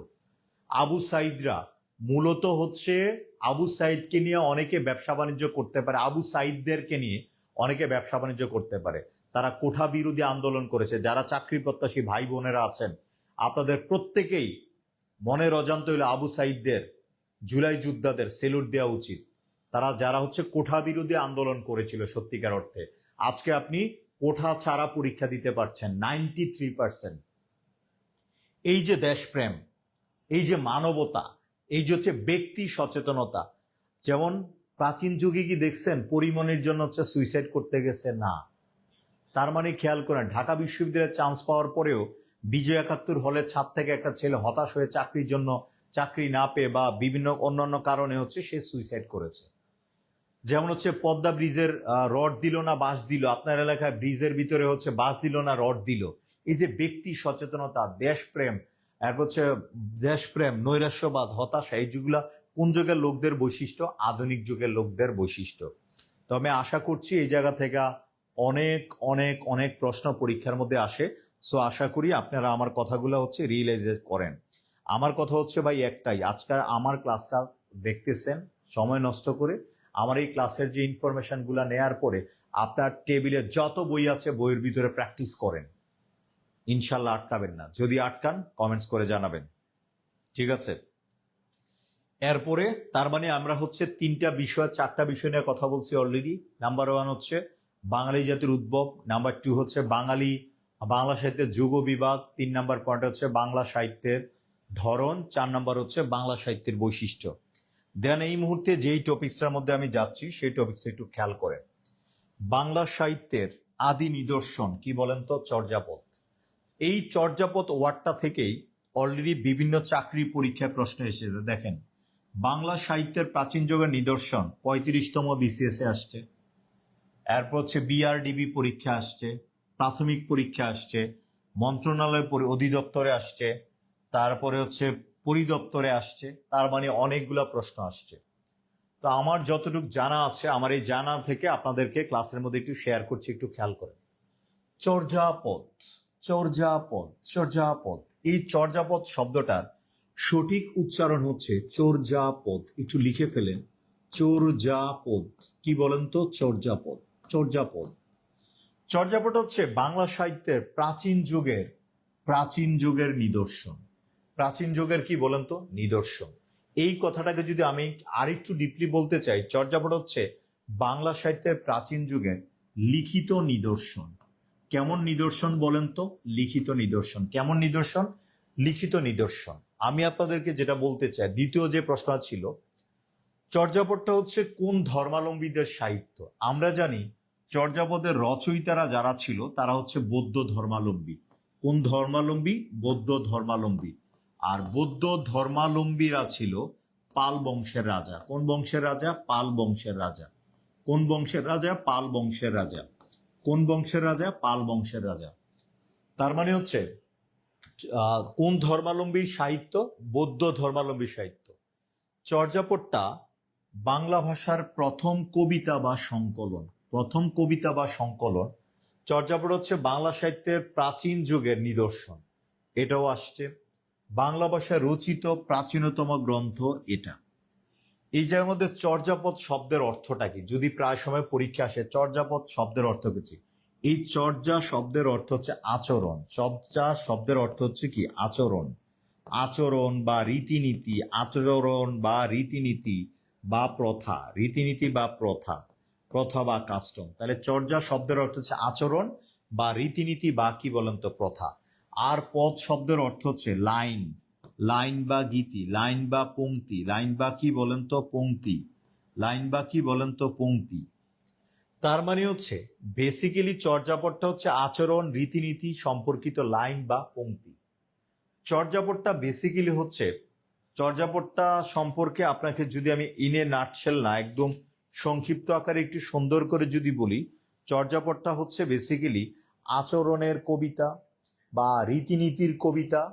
এবং হচ্ছে চর্যাপদটা মূলত হচ্ছে একটা হচ্ছে গান গীতি বা পুঁথি। চর্যাপদটা হচ্ছে মূলত গান গীতি বা পুঁথি, গান গীতি বা কি বলেন তো পুঁথি, গান গীতি বা কি বলেন তো পুঁথি। ঠিক আছে, এতটুকু পর্যন্ত আপনাদের ক্লিয়ার কনসেপ্ট কিনা আমাকে একটু জানান।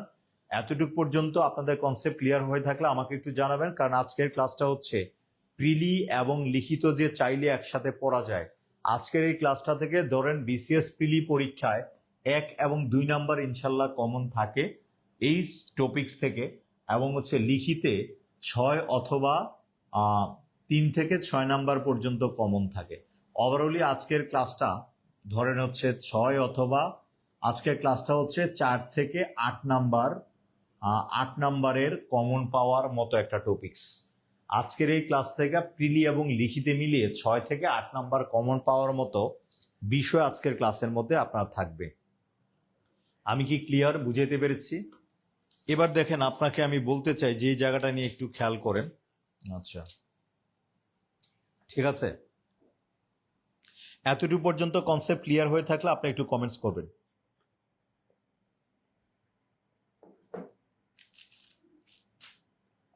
এবার দেখেন পরবর্তী স্লাইডের মধ্যে বাংলা সাহিত্যের প্রাচীন যুগ অর্থাৎ চর্যাপদ। আপনি আমাকে কোশ্চেন করলেন যে নিয়ামুল ভাই চর্যাপদটা কি, আমার একটু প্রশ্ন করলেন নিয়ামুল ভাই চর্যাপদটা কি। আমি বললাম যে চর্যাপদটা হচ্ছে ভাই অনেস্টলি স্পিকিং একটা গানের সংকলন।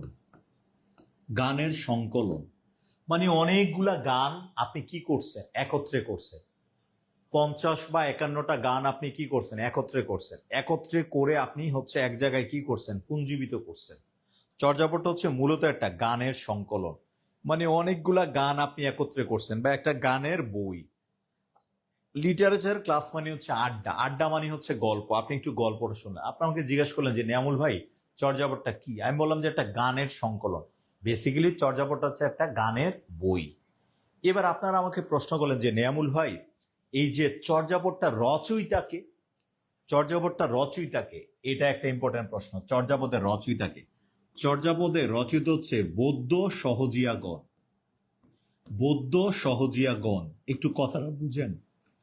বৌদ্ধ সহজিয়াগণ, আচ্ছা এই বৌদ্ধ সহজিয়াগণ কথাটা মানে বুঝেন, একটু বুঝার ট্রাই করেন। মুখস্থ তো জীবনে অনেক করলেন, আজকে একটু বুঝার ট্রাই করেন।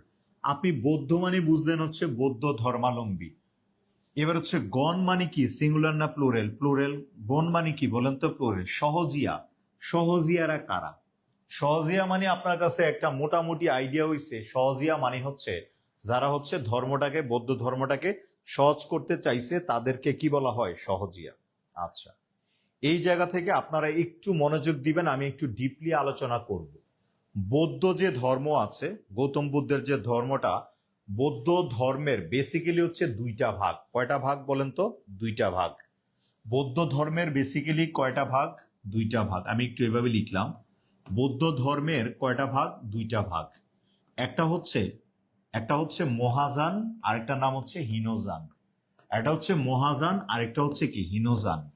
একটা হচ্ছে মহাযান, আরেকটা কি বলেন তো, হীনযান। মহাযানরা হচ্ছে বেসিক্যালি হচ্ছে তারা হচ্ছে ভালো কিছুকে প্রমোট করে, আর হীনযান মানে কি বলেন তো, হচ্ছে খারাপ জিনিসকে প্রমোট করে বা খারাপ জিনিস নির্ভর আর কি। তো তাদের মধ্যে বেসিক্যালি বৌদ্ধ ধর্মের অনেকগুলা ক্লাসিক, মানে বৌদ্ধ ধর্মের মেইনলি 2টা পার্ট, একটা হচ্ছে মহাযান, আরেকটার নাম কি বলতো, হীনযান। এই মহাযান বলতে হচ্ছে ভালো জিনিসটাকে প্রমোট করে, আর হীনযান মানে কি, খারাপ জিনিসটাকে প্রমোট করে। এবার দেখেন এই মহাযানের অনেকগুলা পার্ট আছে। মহাযানের অনেকগুলা কি আছে, পার্ট আছে। একটা পার্ট হচ্ছে বজ্রযান। বলেন তো কি যান? বজ্রযান। এই বজ্রযানের আবার অনেকগুলা পার্ট আছে। এই বজ্রযানের একটা পার্টের নাম হচ্ছে সহজিয়া। কি বলেন তো? সহজিয়া। বজ্রযানের আর একটা পার্টের নাম হচ্ছে কি? সহজিয়া। তার মানে আমি আবার কথা বলতেছি, মহাযানের অনেকগুলা পার্টের মধ্যে একটা পার্ট হচ্ছে বজ্রযান। বজ্রযানের অনেকগুলা পার্টের মধ্যে একটা পার্ট হচ্ছে কি বলেন তো? সহযান। মানে হচ্ছে বজ্রযান আর বেসিক্যালি হচ্ছে সহযান। এই যে সহযান, এই যে সহযানরাই কি বলেন তো? সহজিয়া নামে পরিচিত। এবার আমি আপনাদেরকে একটু একটা বিষয়ের মধ্যে চলে আসি, যেমন ধরেন হিন্দু। যারা হিন্দু আছেন তারা কিসে কিসে বিশ্বাস করে? হিন্দু ধর্মের লোকেরা জন্মে বিশ্বাস করে, তারা হচ্ছে মৃত্যুতে বিশ্বাস করে, আবার তারা বিশ্বাস করে কিসে? হিন্দু ধর্মের লোকেরা পরজন্মে। পরজন্মে কি করে বিশ্বাস করে? কিভাবে বিশ্বাস করে? আপনি একটু খেয়াল করেন। জীবনানন্দ দাশ বলতেছে, আবার আসিব ফিরে ধান সিঁড়িটির তীরে, হয়তো মানুষ নয় শঙ্খ শঙ্খ শালিকের ভিড়ে। তার মানে খেয়াল করেন, হয়তো সে আবার আসবে, পরজন্মে জন্ম হবে তার। তার মানে হচ্ছে জীবনানন্দ দাশের কবিতা আবার আসবে ফিরে ধান সিঁড়িটির তীরে, হয়তো মানুষ নয় শঙ্খ শালিকের ভিড়ে। হয়তো সে মানুষে আসবে না, কিন্তু শঙ্খ শালিক হয়ে সে আসবে। তার মানে হচ্ছে হিন্দু ধর্মে পরজন্মের কথা আছে কি নাই? ডেফিনেটলি আছে। যেমন বিভিন্ন মুভিতে আপনারা দেখবেন, সে এই পরজন্মে এটা ছিল ওইটা ছিল এরকম কিছু একটা বলে। এবার আসেন তাহলে যারা আমরা মুসলমান আছি, ঠিক আছে, আমরা যারা মুসলমান আছি, মুসলমানরা হচ্ছে জন্মে বিশ্বাস করে, মৃত্যুতে বিশ্বাস করে, কিন্তু আমরা আরেকটা বিষয়ে বিশ্বাস করি না। আমি বিশ্বাস করি না, মুসলমান ধর্মের লোকেরা পরজন্মে বিশ্বাস করে না। মুসলমান ধর্মের লোকেরা কিসে বিশ্বাস করে না? পরজন্মে বিশ্বাস করে না। এবার হচ্ছে বৌদ্ধ ধর্মের, আমরা হচ্ছে এটাও জানি যে আমরা হচ্ছে ভালো কাজ করলে আমরা স্বর্গে, আমরা হচ্ছে যেমন ধরুন হচ্ছে ভালো কাজ করলে আমরা কই যাব? স্বর্গ নরকে আমরা বিশ্বাস করি। করি না? করি। এবার হিন্দুরা করে না? করে। এই জায়গার ভিতরে খেয়াল করেন। এবার আসেন বৌদ্ধ ধর্মের লোকেরা কি করে। বৌদ্ধ ধর্মের লোকেরা তারা হচ্ছে কিসে কিসে বিশ্বাস করে? বৌদ্ধ ধর্মের লোকেরা বেসিক্যালি হচ্ছে তারা হচ্ছে স্বর্গেও বিশ্বাস করে না। বৌদ্ধ ধর্মের লোকেরা স্বর্গে বিশ্বাস করে না, নরকে বিশ্বাস করে না। তাইলে হচ্ছে তারা কোথায় বিশ্বাস করে? বৌদ্ধ ধর্মের লোকেরা স্বর্গেও বিশ্বাস করে না, নরকেও বিশ্বাস করে না। তারা হচ্ছে জন্মান্তরে বিশ্বাস করে না। জন্মান্তরে তাদের হচ্ছে জন্মান্তরে বিশ্বাস করে না বৌদ্ধ ধর্মের লোকেরা। তারা বিশ্বাস করে হচ্ছে মহানির্বাণ। তারা বিশ্বাস করে কিসে বলেন তো? মহানির্বাণে বিশ্বাস করে। সরি।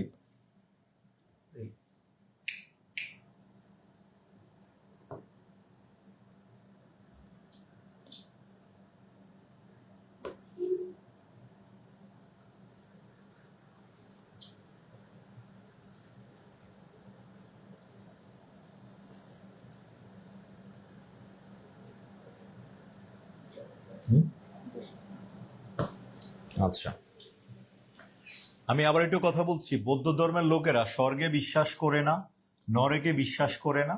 তারা বিশ্বাস করে বেসিক্যালি দুইটা পার্টে বিশ্বাস করে। একটা হচ্ছে তাদের জন্মান্তর হবে, তারা আবার কি করবে? কেউ জন্মগ্রহণ করবে, কেউ আবার হচ্ছে মহানির্বাণ। মহানির্বাণ মানে হচ্ছে মুক্তি লাভ করবে। কি লাভ করবে? মুক্তি লাভ করবে। এখন কিভাবে মুক্তি লাভ করবে এই বিষয়টা খেয়াল করেন। গৌতম বুদ্ধ, যাকে বলা হচ্ছে বুদ্ধ ধর্মের জনক বা প্রবর্তক বলা হয়, উনি নেপালের লুম্বিনীতে জন্মগ্রহণ করেন। উনি হচ্ছে রাজা ছিলেন, তিনি হচ্ছে বিয়েও করেছিলেন, কিন্তু তিনি হচ্ছে পরবর্তীতে সন্ন্যাস গ্রহণ করেছিলেন। এই গৌতম বুদ্ধ মতো যারা হচ্ছে নিষ্পাপ হতে চান, তারাই হচ্ছে মহানির্বাণ লাভ করবে। তো বৌদ্ধ ধর্মের মধ্যে চারটা বিষয় এই জায়গার মধ্যে খেয়াল করবেন। যেহেতু বৌদ্ধ ধর্মের লোকেরা জন্মান্তরে বিশ্বাস করে, তাদের কথা হচ্ছে যেই আত্মাটা সবচেয়ে বেশি, মানে হচ্ছে যেই আত্মাটা সবচেয়ে বেশি পাপিষ্ট আত্মা, এটা হচ্ছে পরবর্তীতে তারা হচ্ছে কি হয়ে, তার আত্মাটা কালো হয়ে, তার মানে হচ্ছে জন্মান্তরে তারা হচ্ছে চারটা স্টেপ। একটা হচ্ছে কুকুর হবে, আর হচ্ছে মানে হচ্ছে শিয়াল হবে, একটা হচ্ছে কুকুর হবে, আর একটা হচ্ছে ধরেন হচ্ছে কবুতর হবে, আর একেবারে যেটা হচ্ছে নিষ্পাপ হবে, সেই আত্মাটাই হচ্ছে গৌতম বুদ্ধের আত্মা। সেটা হচ্ছে কি, মনে হচ্ছে মহানির্বাণ লাভ করবে। কি লাভ করবে? মহানির্বাণ লাভ করবে। আমি আপনাকে যদি একটু বলতে চাই, একেবারে যেটা পাপিষ্ট আত্মা, এটা হচ্ছে শুয়োর হইয়া পরবর্তীতে পৃথিবীতে জন্মগ্রহণ করবে বৌদ্ধ ধর্ম মতে। কি বলেন তো? শুয়োর। তার চেয়ে একটু কম কম পাপ, সেটা হচ্ছে কি বলেন তো? হচ্ছে কবুতর।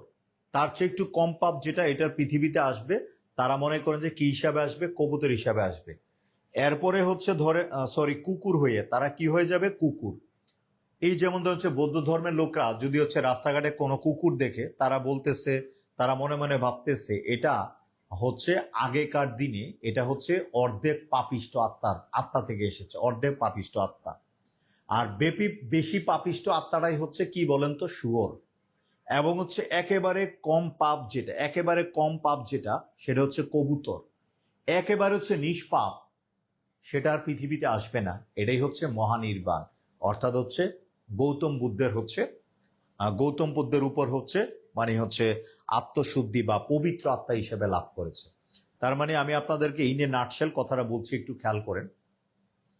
মুসলমানরা জন্ম মৃত্যু বিশ্বাস করে, কিন্তু পুনর্জন্মে বিশ্বাস করে না। অর্থাৎ মুসলমানরা স্বর্গ নরকে বিশ্বাস করে, এবং হচ্ছে হিন্দু ধর্মের লোকেরা জন্ম মৃত্যুতে বিশ্বাস করে এবং পুনর্জন্মে বিশ্বাস করে, অর্থাৎ হচ্ছে স্বর্গে নরকে তাদের বিশ্বাস। বৌদ্ধ ধর্মের লোকেরা তারা হচ্ছে স্বর্গ নরকে বিশ্বাস করে না, তারা বিশ্বাস করে দুইটা জায়গায়।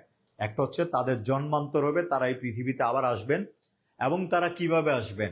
যদি তারা এই পৃথিবীতে আসার পরে যদি বেশি পাপ করে থাকেন, তারা পরবর্তীতে পৃথিবীতে আসবেন হচ্ছে শুয়োর হিসাবে। কি হিসাবে? শুয়োর। এই পৃথিবীতে থাকা অবস্থায় দ্বিতীয় স্টেপ যদি হচ্ছে কেউ মোটামুটি পাপ করে থাকেন, সে হচ্ছে কুত্তা মানে কুকুর হিসাবে কি করবেন, মানে হচ্ছে তাদের প্রাদুর্ভাব হবে। এবং একেবারে কম পাপ যেটা করবেন, তারা হচ্ছে বৌদ্ধ ধর্মের মতে এই পৃথিবীতে পুনর্জন্ম লাভ করবেন কি হিসাবে? কবুতর হিসাবে। কি হিসাবে? কবুতর হিসাবে। এবার তাইলে খেয়াল করে, একেবারে নিষ্পাপ ইনোসেন্ট এবং হচ্ছে যারা হবেন এমন ভালো মানুষটাই হচ্ছে এই দুনিয়াতে আসবেন না, তারা মহানির্বাণ বা মুক্তি লাভ করবেন। এটা হচ্ছে তাদের কথা। আমি মনে হয় যে বুঝাইতে পারছি।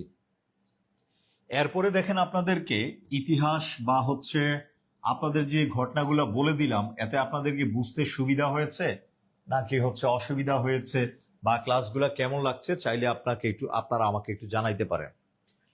এরপরে বলা আছে, দেখেন, চর্যাপদের 3 নাম্বার পয়েন্ট হচ্ছে অন্য নাম। যেমন ধরেন, আমার নাম হচ্ছে নেয়ামুল আনাম বিশ্বাস। আপনি আমাকে জিজ্ঞেস করলেন, আচ্ছা নেয়ামুল ভাই, আপনার কি অন্য কোনো নাম আছে? আপনি আমাকে জিজ্ঞেস করলেন। আমি বললাম যে হ্যাঁ, আমার ছোটবেলার নাম ছিল আমার নাইমুল ছিল। কেউ আমাকে আবার মাইনুল বলতো, যে যার নামে অনেক নামে রাখতো। তো একটা মানুষের অনেকগুলা নাম থাকতে পারে, যেমন নেয়ামুল, আনাম, বিশ্বাস। তদ্রুপ ভাবে চর্যাপদের অনেকগুলা নাম আছে। নামগুলা হচ্ছে কি? চর্যাপদের অন্য নাম। অন্য নামের মধ্যে 1 নম্বরে লিখলাম আমি আশ্চর্য চর্যাচয়। আশ্চর্য কি বলেন তো? চর্যাচয়। এটা হচ্ছে আশ্চর্য চর্যাচয়। এই নামটা বেসিক্যালি হচ্ছে কে দিয়েছেন, এটা নিয়ে পরে কথা বলছি। আরো অনেকগুলো নাম আছে, দেখেন, চর্যাচর্য, বিনিশ্চয়। চর্যাচর্য কি বলতো? বিনিশ্চয়। এরপরে ধরো এই জায়গার মধ্যে আশ্চর্য চর্যাজয়, তারপর হচ্ছে চর্যাচর্য বিনিশ্চয়। তারপরে আরেকটা নাম লিখলাম হচ্ছে ধরো হচ্ছে চর্যা গীতিকোষ বৃত্তি,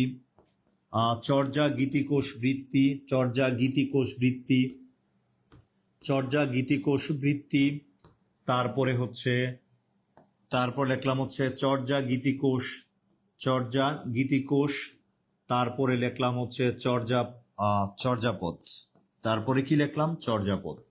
এই নাম সম্পর্কে গুলো একটু বলি, আপনাদের একটু খেয়াল করবেন। দেখেন ভাইয়া, আশ্চর্য চর্যাচয়, চর্যাপদের একজন ব্যাখ্যাকার আছেন। ব্যাখ্যাকার মানে কি? টিকাকার। চর্যাপদের একজন ব্যাখ্যাকার বা টিকাকার আছেন। এই টিকাকারের নাম হচ্ছে উনি সংস্কৃত টিকাকার, ওনার নাম হচ্ছে মুনি দত্ত। কোন দত্ত বলেন তো? মুনি দত্ত। এই মুনি দত্ত চর্যাপদকে অন্য একটা নামে ডেকেছেন, নামটা হচ্ছে আশ্চর্য চর্যাচয়। কতবার পরীক্ষা আসছে সেটা আপনি জানেন না, বাট এটা পরীক্ষার হলে অপশন থেকে কিভাবে মনে রাখবেন। যেমন আমরা জানি গ্রামে যেহেতু বড় হয়েছি, সেটা হচ্ছে বৃষ্টির মধ্যে কোলা ব্যাঙ মানে হচ্ছে ডাকে, জোরে জোরে ডাকে। ব্যাঙের কাছে নাকি মুকুট থাকে বা মুক্তা থাকে, মণি থাকে, এরকম কিছু একটা থাকে। আপনি যদি হচ্ছে কোনো মুনি বা মুক্তা যদি আপনি পাইলে আপনি কি হবেন? আশ্চর্য হবেন না? অবশ্যই হবেন। তার মানে হচ্ছে মুনির সাথে আপনি আশ্চর্য নামটাকে একটু কানেক্ট করে নেন। তার মানে আমি মনে রাখলাম মুনি দত্ত সংস্কৃত টিকাকার, ওনার মুনির সাথে কিসের একটা ব্যাপার আছে আশ্চর্য হওয়ার। তার মানে আশ্চর্য চর্যা চয়, এটা হচ্ছে সংস্কৃত টিকাকার মুনি দত্ত, দ্যাটস ইট। আরেকটা ইম্পর্টেন্ট প্রশ্ন হচ্ছে, এই যে আশ্চর্যাচর্য বিনিশ্চয়, এই নামটা নেপালে প্রাপ্ত পুঁথি হতে, চর্যাপদটা নেপালে পাওয়া গেছে, নেপালে প্রাপ্ত পুঁথি থেকে পাওয়া গেছে এই নামে। নেপালে প্রাপ্ত পুঁথিতে কোন নামে চর্যাপদটাকে পাওয়া গিয়েছে? এই নামে পাওয়া গেছে। আর আধুনিক যুগের যারা রাইটার আছেন, আধুনিক যুগের রাইটার বা চর্যাপদের তিব্বতী অনুবাদক কীর্তিচন্দ্র সেন, চর্যাপদের তিব্বতী অনুবাদক হচ্ছে কীর্তিচন্দ্র। নাম কি বলেন তো? কীর্তিচন্দ্র। উনি চর্যাপদকে নাম দিয়েছেন কি বলেন তো? চর্যা গীতিকোষ বৃত্তি। এই নামটা আপনি একটু কিভাবে মনে রাখবেন দেখেন। কীর্তি বানানটা একটু খেয়াল করেন। কৃতি ছাত্রছাত্রীরাই তো 5-এ 8-এ বা হচ্ছে ধরেন ট্যালেন্টফুলি বৃত্তি পাইতো এক সময়। তাহলে কৃতি ছাত্রছাত্রীরাই কি হয় বলেন তো? বৃত্তিপ্রাপ্ত হয়। তার মানে এই নামটা, এই কীর্তিচন্দ্র সেন, কীর্তিচন্দ্রের গ্রন্থের নাম হচ্ছে কি? চর্যা গীতিকোষ বৃত্তি। এরপরে দেখেন আধুনিক পণ্ডিত যারা, বর্তমানে যারা আধুনিক পণ্ডিত যারা আছেন, তারা কি করেছেন? আধুনিক পণ্ডিতরাই চর্যাপদকে নাম দিয়েছেন কি বলেন তো? চর্যা গীতিকোষ। চর্যাপদটাকে সহজ একটা নাম দিয়েছেন চর্যা গীতিকোষ। নামটা কি দিয়েছেন? আধুনিক পণ্ডিত নাম দিয়েছেন কি বলেন তো? চর্যা গীতিকোষ। আর চর্যাপদটা হচ্ছে বেসিক্যালি হচ্ছে সহজ ভাষায়, এবং হচ্ছে সহজ ভাষা এটাকে বলা হয় কি বলেন তো? চর্যাপদ। কোন পদ বলেন তো? চর্যাপদ। কোন পদ? চর্যাপদ। যারা আমার ক্লাসটা দেখছেন তাদেরকে আমি একটা কথা বলতে চাই। আচ্ছা, আমি কি পারতাম না এই ক্লাসের ভিতরে পড়ানো বাদ দিয়ে অপ্রয়োজনীয় আননেসেসারি কথা বলতে পারতাম না? পারতাম তো। যেহেতু আমি হচ্ছে আপনার কাছে কঠিন বিষয়গুলাতে সহজ করার চেষ্টা করছি, আপনারা একটু মন চাইলে একটু কমেন্টস করেন যে আমার তথ্যগুলা আপনার কাছে কেমন লাগছে, বা আসলে তথ্যগুলা দরকারি কিনা বা মনে রাখা যায় কিনা। আমাকে একটু কমেন্টস করে জানাবেন। কারণ হচ্ছে আপনাদের এই কমেন্টস গুলাই আসলে আমাদেরকে ইন্সপায়ারেশন করে। আর আপনি কমেন্টস না করলেও প্রবলেম নাই, কারণ হচ্ছে আমাদের জব মাস্টারের চাওয়া হচ্ছে একটাই, যে আপনার কঠিন পড়াটাকে সহজ করে দেয়া এবং প্রয়োজনীয় পড়াটাকে সাজেস্ট করে দেয়া। আমাদের কথা শুনতে একদিন যদি আপনার আমাদের এই কথাবার্তাগুলো যদি হচ্ছে আপনার কাজে লাগে, এতে আমাদের সার্থকতা। আপনারা মন থেকে দোয়া করবেন জব মাস্টারের জন্য, এতে আমরা কি করবেন। আর আপনারা যখন মন থেকে দোয়া করবেন, এটা অটোমেটিকলি ভাবে হচ্ছে আল্লাহ কবুল করে নেবেন ইনশাল্লাহ। তো আমি আমার জায়গা থেকে চেষ্টা করে যাচ্ছি, একটু খেয়াল করেন। আচ্ছা, মৃত্তিকা মির্জা কমেন্টস করেছেন। আচ্ছা, ঠিক আছে। আরেকটা কমেন্টস করেন তো আপনারা, আমার এই ক্লাসগুলা বা তথ্যগুলাকে আপনারা হচ্ছে 10-এর মধ্যে কত দিবেন? জাস্ট হচ্ছে 10-এর মধ্যে এই পর্যন্ত যতটুকু পড়াইলাম, 10-এর মধ্যে কে কত দিতে পারেন একটা কমেন্টস করেন। 10-এর মধ্যে কত দিবেন এটা একটু কমেন্টস করেন। ওকে, ডান। চর্যাপদের আবিষ্কারক এবং প্রেক্ষাপট, এটা সম্পর্কে আমি তেমন কিছু বলবো না, জাস্ট হচ্ছে যতটুকু দরকার ততটুকুই বলবো। এটা আপকামিং পরীক্ষার জন্য 11 থেকে 20তম গ্রেড বিভিন্ন মন্ত্রণালয় এবং বিসিএস পরীক্ষার রিটেনের পরীক্ষার জন্য এই জায়গাটা অনেক বেশি ইম্পর্টেন্ট। ঠিক আছে? আচ্ছা, আমি একটু বলছি, একটু খেয়াল করেন। আগে প্রেক্ষাপটটা নিয়ে আগে বলবো। আপনারা অনেকেই সবাই আবিষ্কারকটা নিয়ে জানেন, বাট হচ্ছে প্রেক্ষাপটটা নিয়ে, ব্যাকগ্রাউন্ড নিয়ে আমি একটু বলতে চাই। আমি ব্যাকগ্রাউন্ডটা নিয়ে একটু বলতে চাই, খেয়াল করেন। পাঞ্জাব একটা প্রদেশ, কিংস 11 পাঞ্জাব, খেয়াল করেন। পাঞ্জাবের মহারাজা রণজিৎ সিংয়ের পুত্র রাধা কিষান 1868 সালে তৎকালীন ভারতের তৎকালীন ভারতের সকল ভাষার পুঁথি সংগ্রহের জন্য লর্ড লরেন্সকে অনুরোধ করেন। আমি আবার কথাটা বলছি, পাঞ্জাবের মহারাজা রণজিৎ সিং এর পুত্র রাধাকিষান 1868 খ্রিস্টাব্দে ভারতের সকল ভাষার পুঁথি সংগ্রহের জন্য তৎকালীন লর্ড লরেন্সকে কি করেন? অনুরোধ করেন। এই লর্ড লরেন্স তখন কলকাতা বিশ্ববিদ্যালয়ের বাংলা বিভাগের অধ্যাপক ও এশিয়াটিক সোসাইটির প্রেসিডেন্ট বা সভাপতি রাজা রাজেন্দ্রলাল মিত্রকে এই দায়িত্ব প্রদান করেন। এই দায়িত্ব প্রাপ্ত পেয়ে রাজা রাজেন্দ্রলাল মিত্র, যিনি বিবিধার্থ পত্রিকার সম্পাদক, তিনি নেপালে চলে যান। নেপালে গিয়ে তিনি 1882 সালে কত? 1882 সালে একটা তালিকা প্রস্তুত করেন। এই তালিকাটার উনি নাম দেন সংস্কৃত বুদ্ধিস্ট লিটারেচার ইন নেপাল নাম। আমি আবার বলছি, 1882 সালে, আমি আবার একটু রিপিট করি, পাঞ্জাবের মহারাজার নাম কি? রণজিৎ সিং। রণজিৎ সিং এর ছেলের নাম কি? রাধাকিষান।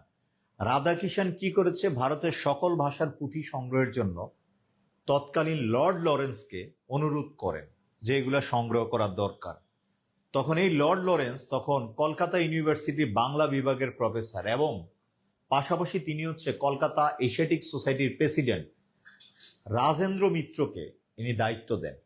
এই রাজেন্দ্র মিত্র দায়িত্বপ্রাপ্ত হয়ে উনি গবেষণার জন্য নেপালে চলে যান। নেপালে গিয়ে তিনি হচ্ছে অনেকগুলা গ্রন্থ কি করেন? সংগ্রহ করেন। এই গ্রন্থগুলা সংগ্রহ করে 1882 সালে তিনি এই গ্রন্থের একটা তালিকা প্রস্তুত করে এই তালিকাগুলার একটা নাম দেন। এই তালিকাটার নাম হচ্ছে সংস্কৃত বুদ্ধিস্ট লিটারেচার ইন নেপাল। এর কিছুদিন পরে তিনি হচ্ছে মারা যান। রাজেন্দ্রলাল মিত্র কি করেন? মারা যান। মারা যাওয়ার পরে তার এই অসমাপ্ত কাজটাকে সমাপ্ত করার জন্য দায়িত্বপ্রাপ্ত হন মহামহোপাধ্যায় হরপ্রসাদ শাস্ত্রী। মহামহোপাধ্যায় হরপ্রসাদ শাস্ত্রী কে বলেন তো? মহামহোপাধ্যায় হরপ্রসাদ শাস্ত্রী। মহামহোপাধ্যায় কি বলেন তো? হরপ্রসাদ শাস্ত্রী। তিনি কি হন? দায়িত্বপ্রাপ্ত হন। মহামহোপাধ্যায়, তারপরে কি বলেন তো? হরপ্রসাদ শাস্ত্রী। তিনি কি করেন? দায়িত্বপ্রাপ্ত হন। এই মহামহোপাধ্যায়, মহামহ শব্দ অর্থ হচ্ছে জ্ঞান তাপস, মানে হচ্ছে জ্ঞানের সূর্য, মানে হচ্ছে প্রথিতযশ একজন ব্যক্তি। মহামহোপাধ্যায় হরপ্রসাদ, তার প্রকৃত নাম হচ্ছে হরপ্রসাদ ভট্টাচার্য। কি বলেন তো? হরপ্রসাদ ভট্টাচার্য। আর শাস্ত্রী কথাটা, এটা হচ্ছে তার একটা উপাধি। এই উপাধিটা পেয়েছিলেন তিনি সংস্কৃত কলেজে পড়ারত অবস্থায় এম এ ক্লাসে পড়ারত অবস্থায় ফার্স্ট ক্লাস ফার্স্ট হয়েছিলেন। অর্থাৎ ওই বছর একজনই হচ্ছে ফার্স্ট ক্লাস ফার্স্ট হয়েছিলেন, শাস্ত্রী। এই কারণে তাকে সংস্কৃত কলেজ থেকে শাস্ত্রী উপাধিটা দেওয়া হয়েছিল। এই মহামহোপাধ্যায় রাজা রাজেন্দ্রলাল মিত্রের অসমাপ্ত কাজকে সমাপ্ত করার দায়িত্বপ্রাপ্ত হয়ে এই মহামহোপাধ্যায় হরপ্রসাদ শাস্ত্রী নেপালে যান। নেপালে গিয়ে তিনি 1897 ও 98 এই 2 সালে গবেষণা করতে গিয়ে কি হন? ব্যর্থ হন। আরে ভাই, ব্যর্থতা ছাড়া তো ভাই সফলতা আসে না। আমি ব্যর্থতা কথাটা ব্যবহার করতে ইচ্ছুক না। ব্যর্থতা না, ব্যর্থতাটাকে আমি বলবো হচ্ছে সাফল্যের প্রথম স্টেপ। যতবার আপনি প্রথমবার ব্যর্থ মানে হচ্ছে প্রথম পর্যায়ে আপনি প্রথম স্টেপ, দ্বিতীয় স্টেপ, প্রথম 2 বার উনি হচ্ছে ব্যর্থ হন। পরবর্তীতে 1907 সালে নেপালের রাজদরবারের রয়্যাল লাইব্রেরি থেকে চর্যাপদ সহ তিনি 4টি গ্রন্থ আবিষ্কার করেন। কয়টা গ্রন্থ আবিষ্কার করেন? 4টা। কয়টা বলেন তো? 4টা গ্রন্থ আবিষ্কার করেন। প্রথম গ্রন্থটার নাম হচ্ছে চর্যাচর্য বিনিশ্চয়। চর্যাচর্য কি বলেন তো? বিনিশ্চয়। তারপরে হচ্ছে নাম্বার 2 হচ্ছে সরহপাদের দোহা। নাম্বার 2 হচ্ছে সরহপাদের দোহা। তারপরে হচ্ছে 3 নাম্বারটা হচ্ছে কৃষ্ণপাদের দোহা, দোহা মানে গান। 4 নাম্বারটা হচ্ছে ডাকানোর। 4 নাম্বারটা কি বলেন তো? ডাকানোর। তার মানে গেছেন কয়বার? 3 বার। কিন্তু প্রথম 2 বারে কি ব্যর্থ। তৃতীয়বারের সময় তিনি গ্রন্থটা আবিষ্কার করেন। গ্রন্থটার নাম কি বলেন তো? গ্রন্থ প্রথম 2 বারে ব্যর্থ, তৃতীয়বারের সময় সাকসেস আসছে। তৃতীয়বারের সময় তিনি কয়টা গ্রন্থ আবিষ্কার করেন? 4টা। এই 4টা গ্রন্থকে তিনি পরবর্তীতে 4টা গ্রন্থ আবিষ্কার করেন। এবার খেয়াল করেন, দোহা শব্দের অর্থ হচ্ছে গান। দোহা শব্দের অর্থ হচ্ছে কি বলেন তো? গান। এই 4টা গ্রন্থের মধ্যে চর্যাচর্য বিনিশ্চয়ের ভাষা হচ্ছে বাংলা। চর্যাচর্য বিনিশ্চয়ের ভাষা কি? বাংলা। চর্যাচর্য বিনিশ্চয়ের ভাষা যে বাংলা, এটা প্রমাণ করেন 1926 সালে ওডিবিএল গ্রন্থে। ওডিবিএল গ্রন্থে কে প্রমাণ করেন? ডক্টর সুনীতি কুমার। ডক্টর সুনীতি কুমার প্রমাণ করেন চর্যাপদের ভাষা হচ্ছে বাংলা। আমি আবার বলছি, চর্যাপদের ভাষা বাংলা কে প্রমাণ করেন? প্রাচীন বাংলা কে প্রমাণ করেন? ডক্টর সুনীতি কুমার চট্টোপাধ্যায়। কত সালে? 1926 সালে। কোন গ্রন্থে প্রমাণ করেন? তার ওডিবিএল গ্রন্থে। ওডিবিএল মানে হচ্ছে the origin and development of Bengali language গ্রন্থে। কথাটা কি ক্লিয়ার? তাহলে এই বাকি 4টা গ্রন্থ, বাকি 3টা গ্রন্থের ভাষা হচ্ছে অপভ্রংশ। বাকি 3টা গ্রন্থের ভাষা ছিল কি বলেন তো? অপভ্রংশ। বাকি 3টা গ্রন্থের ভাষা কি বলেন তো? অপভ্রংশ। এবার আরেকটা কথা বলে নিই, এই 4টা গ্রন্থকে পরবর্তীতে 1916 সালে এই 4টা গ্রন্থকে 1916 সালে মহামহোপাধ্যায় হরপ্রসাদ শাস্ত্রী একটা মলাটে, কয়টা কাভার পেজে? একটা মলাটে কলকাতা বঙ্গীয় সাহিত্য পরিষদ থেকে, 4টা গ্রন্থকে তিনি প্রকাশ করেন। 1000 বছরের পুরাণ বাংলা ভাষায় বৌদ্ধ গান ও দোহা নামে। 1000 বছরের পুরাণ বাংলা ভাষায় বৌদ্ধ গান ও দোহা নামে 4টা গ্রন্থকে একত্রে প্রকাশ করেন। কার সম্পাদনায়? হরপ্রসাদ শাস্ত্রী সম্পাদনায়। কত সালে? 1900 কত সালে বলেন তো? 16 সালে। কত সালে? 1916 সালে। তার মানে আশা করছি আপনাদের হচ্ছে যতটুক জানা দরকার, যতটুক দরকারি তথ্য আশা করি চলে আসছে। আরেকটা কথা বলে রাখি, এই হরপ্রসাদ শাস্ত্রী ঢাকা বিশ্ববিদ্যালয়ের প্রতিষ্ঠাকালীন শিক্ষক ছিলেন বাংলা ও সংস্কৃত বিভাগের। পরবর্তীতে বাংলা এবং সংস্কৃত বিভাগ আলাদা হয়ে যায়। তিনি ঢাকা বিশ্ববিদ্যালয়ের প্রতিষ্ঠাকালীন শিক্ষক ও বিভাগীয় চেয়ারম্যান ছিলেন এই Haraprasad Shastri. That's it. So আশা করি আমার তথ্যগুলো আপনি বুঝতে পেরেছেন। আচ্ছা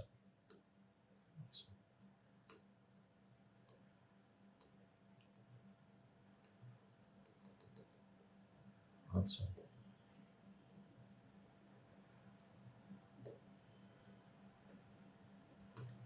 আচ্ছা সম্পাদনা ও প্রকাশ অলরেডি আমি হচ্ছে আপনাদের সাথে শেয়ার করেছি। তারপরে দেখেন আলোচ্য বিষয়, বেসিক্যালি হচ্ছে চর্যাপদের আলোচ্য বিষয়টা কি আমি যদি আপনাদেরকে বলতে চাই, চর্যাপদের আলোচ্য বিষয়টা হচ্ছে সহজিয়া বৌদ্ধ ধর্মে সিদ্ধাচার্যগণের হচ্ছে সাধন তত্ত্ব। মানে হচ্ছে বৌদ্ধ ধর্মাবলম্বীদের হচ্ছে সাধন তত্ত্ব আলোচনা করা হয়েছে। চর্যাপদটা কিন্তু সাধারণ মানুষের জন্য লেখা হয়নি। বিষয়টা হচ্ছে পয়েন্ট টু বি নোটেড, একটু খেয়াল করবেন। এরপরে যদি বলা হয় আলোচ্য বিষয় চর্যাপদের ছন্দ সম্পর্কে কথা বলি। চর্যাপদের ছন্দটা হচ্ছে পদ্যটিকা। চর্যাপদের ছন্দটা হচ্ছে পদ্যটিকা। চর্যাপদের ছন্দটা হচ্ছে পদ্যটিকার ছন্দ। যদি অপশনে পদ্যটিকার ছন্দ না থাকে তাহলে আপনি উত্তর করবেন হচ্ছে মাত্রাবৃত্ত ছন্দ। আমি আপনাদের একটা কথা বলি, চর্যাপদ যখন হচ্ছে আবিষ্কার হয়, চর্যাপদটা যখন আবিষ্কার হয় তখন হচ্ছে 650 থেকে 1200 এই সময়ে চর্যাপদের যেটা প্রাচীন যুগ 650 থেকে 1200 ওই সময়ের মধ্যে চর্যাপদের সংস্কৃত ভাষার ছন্দটাই ছিল, এটা হচ্ছে পদ্যটিকার ছন্দ।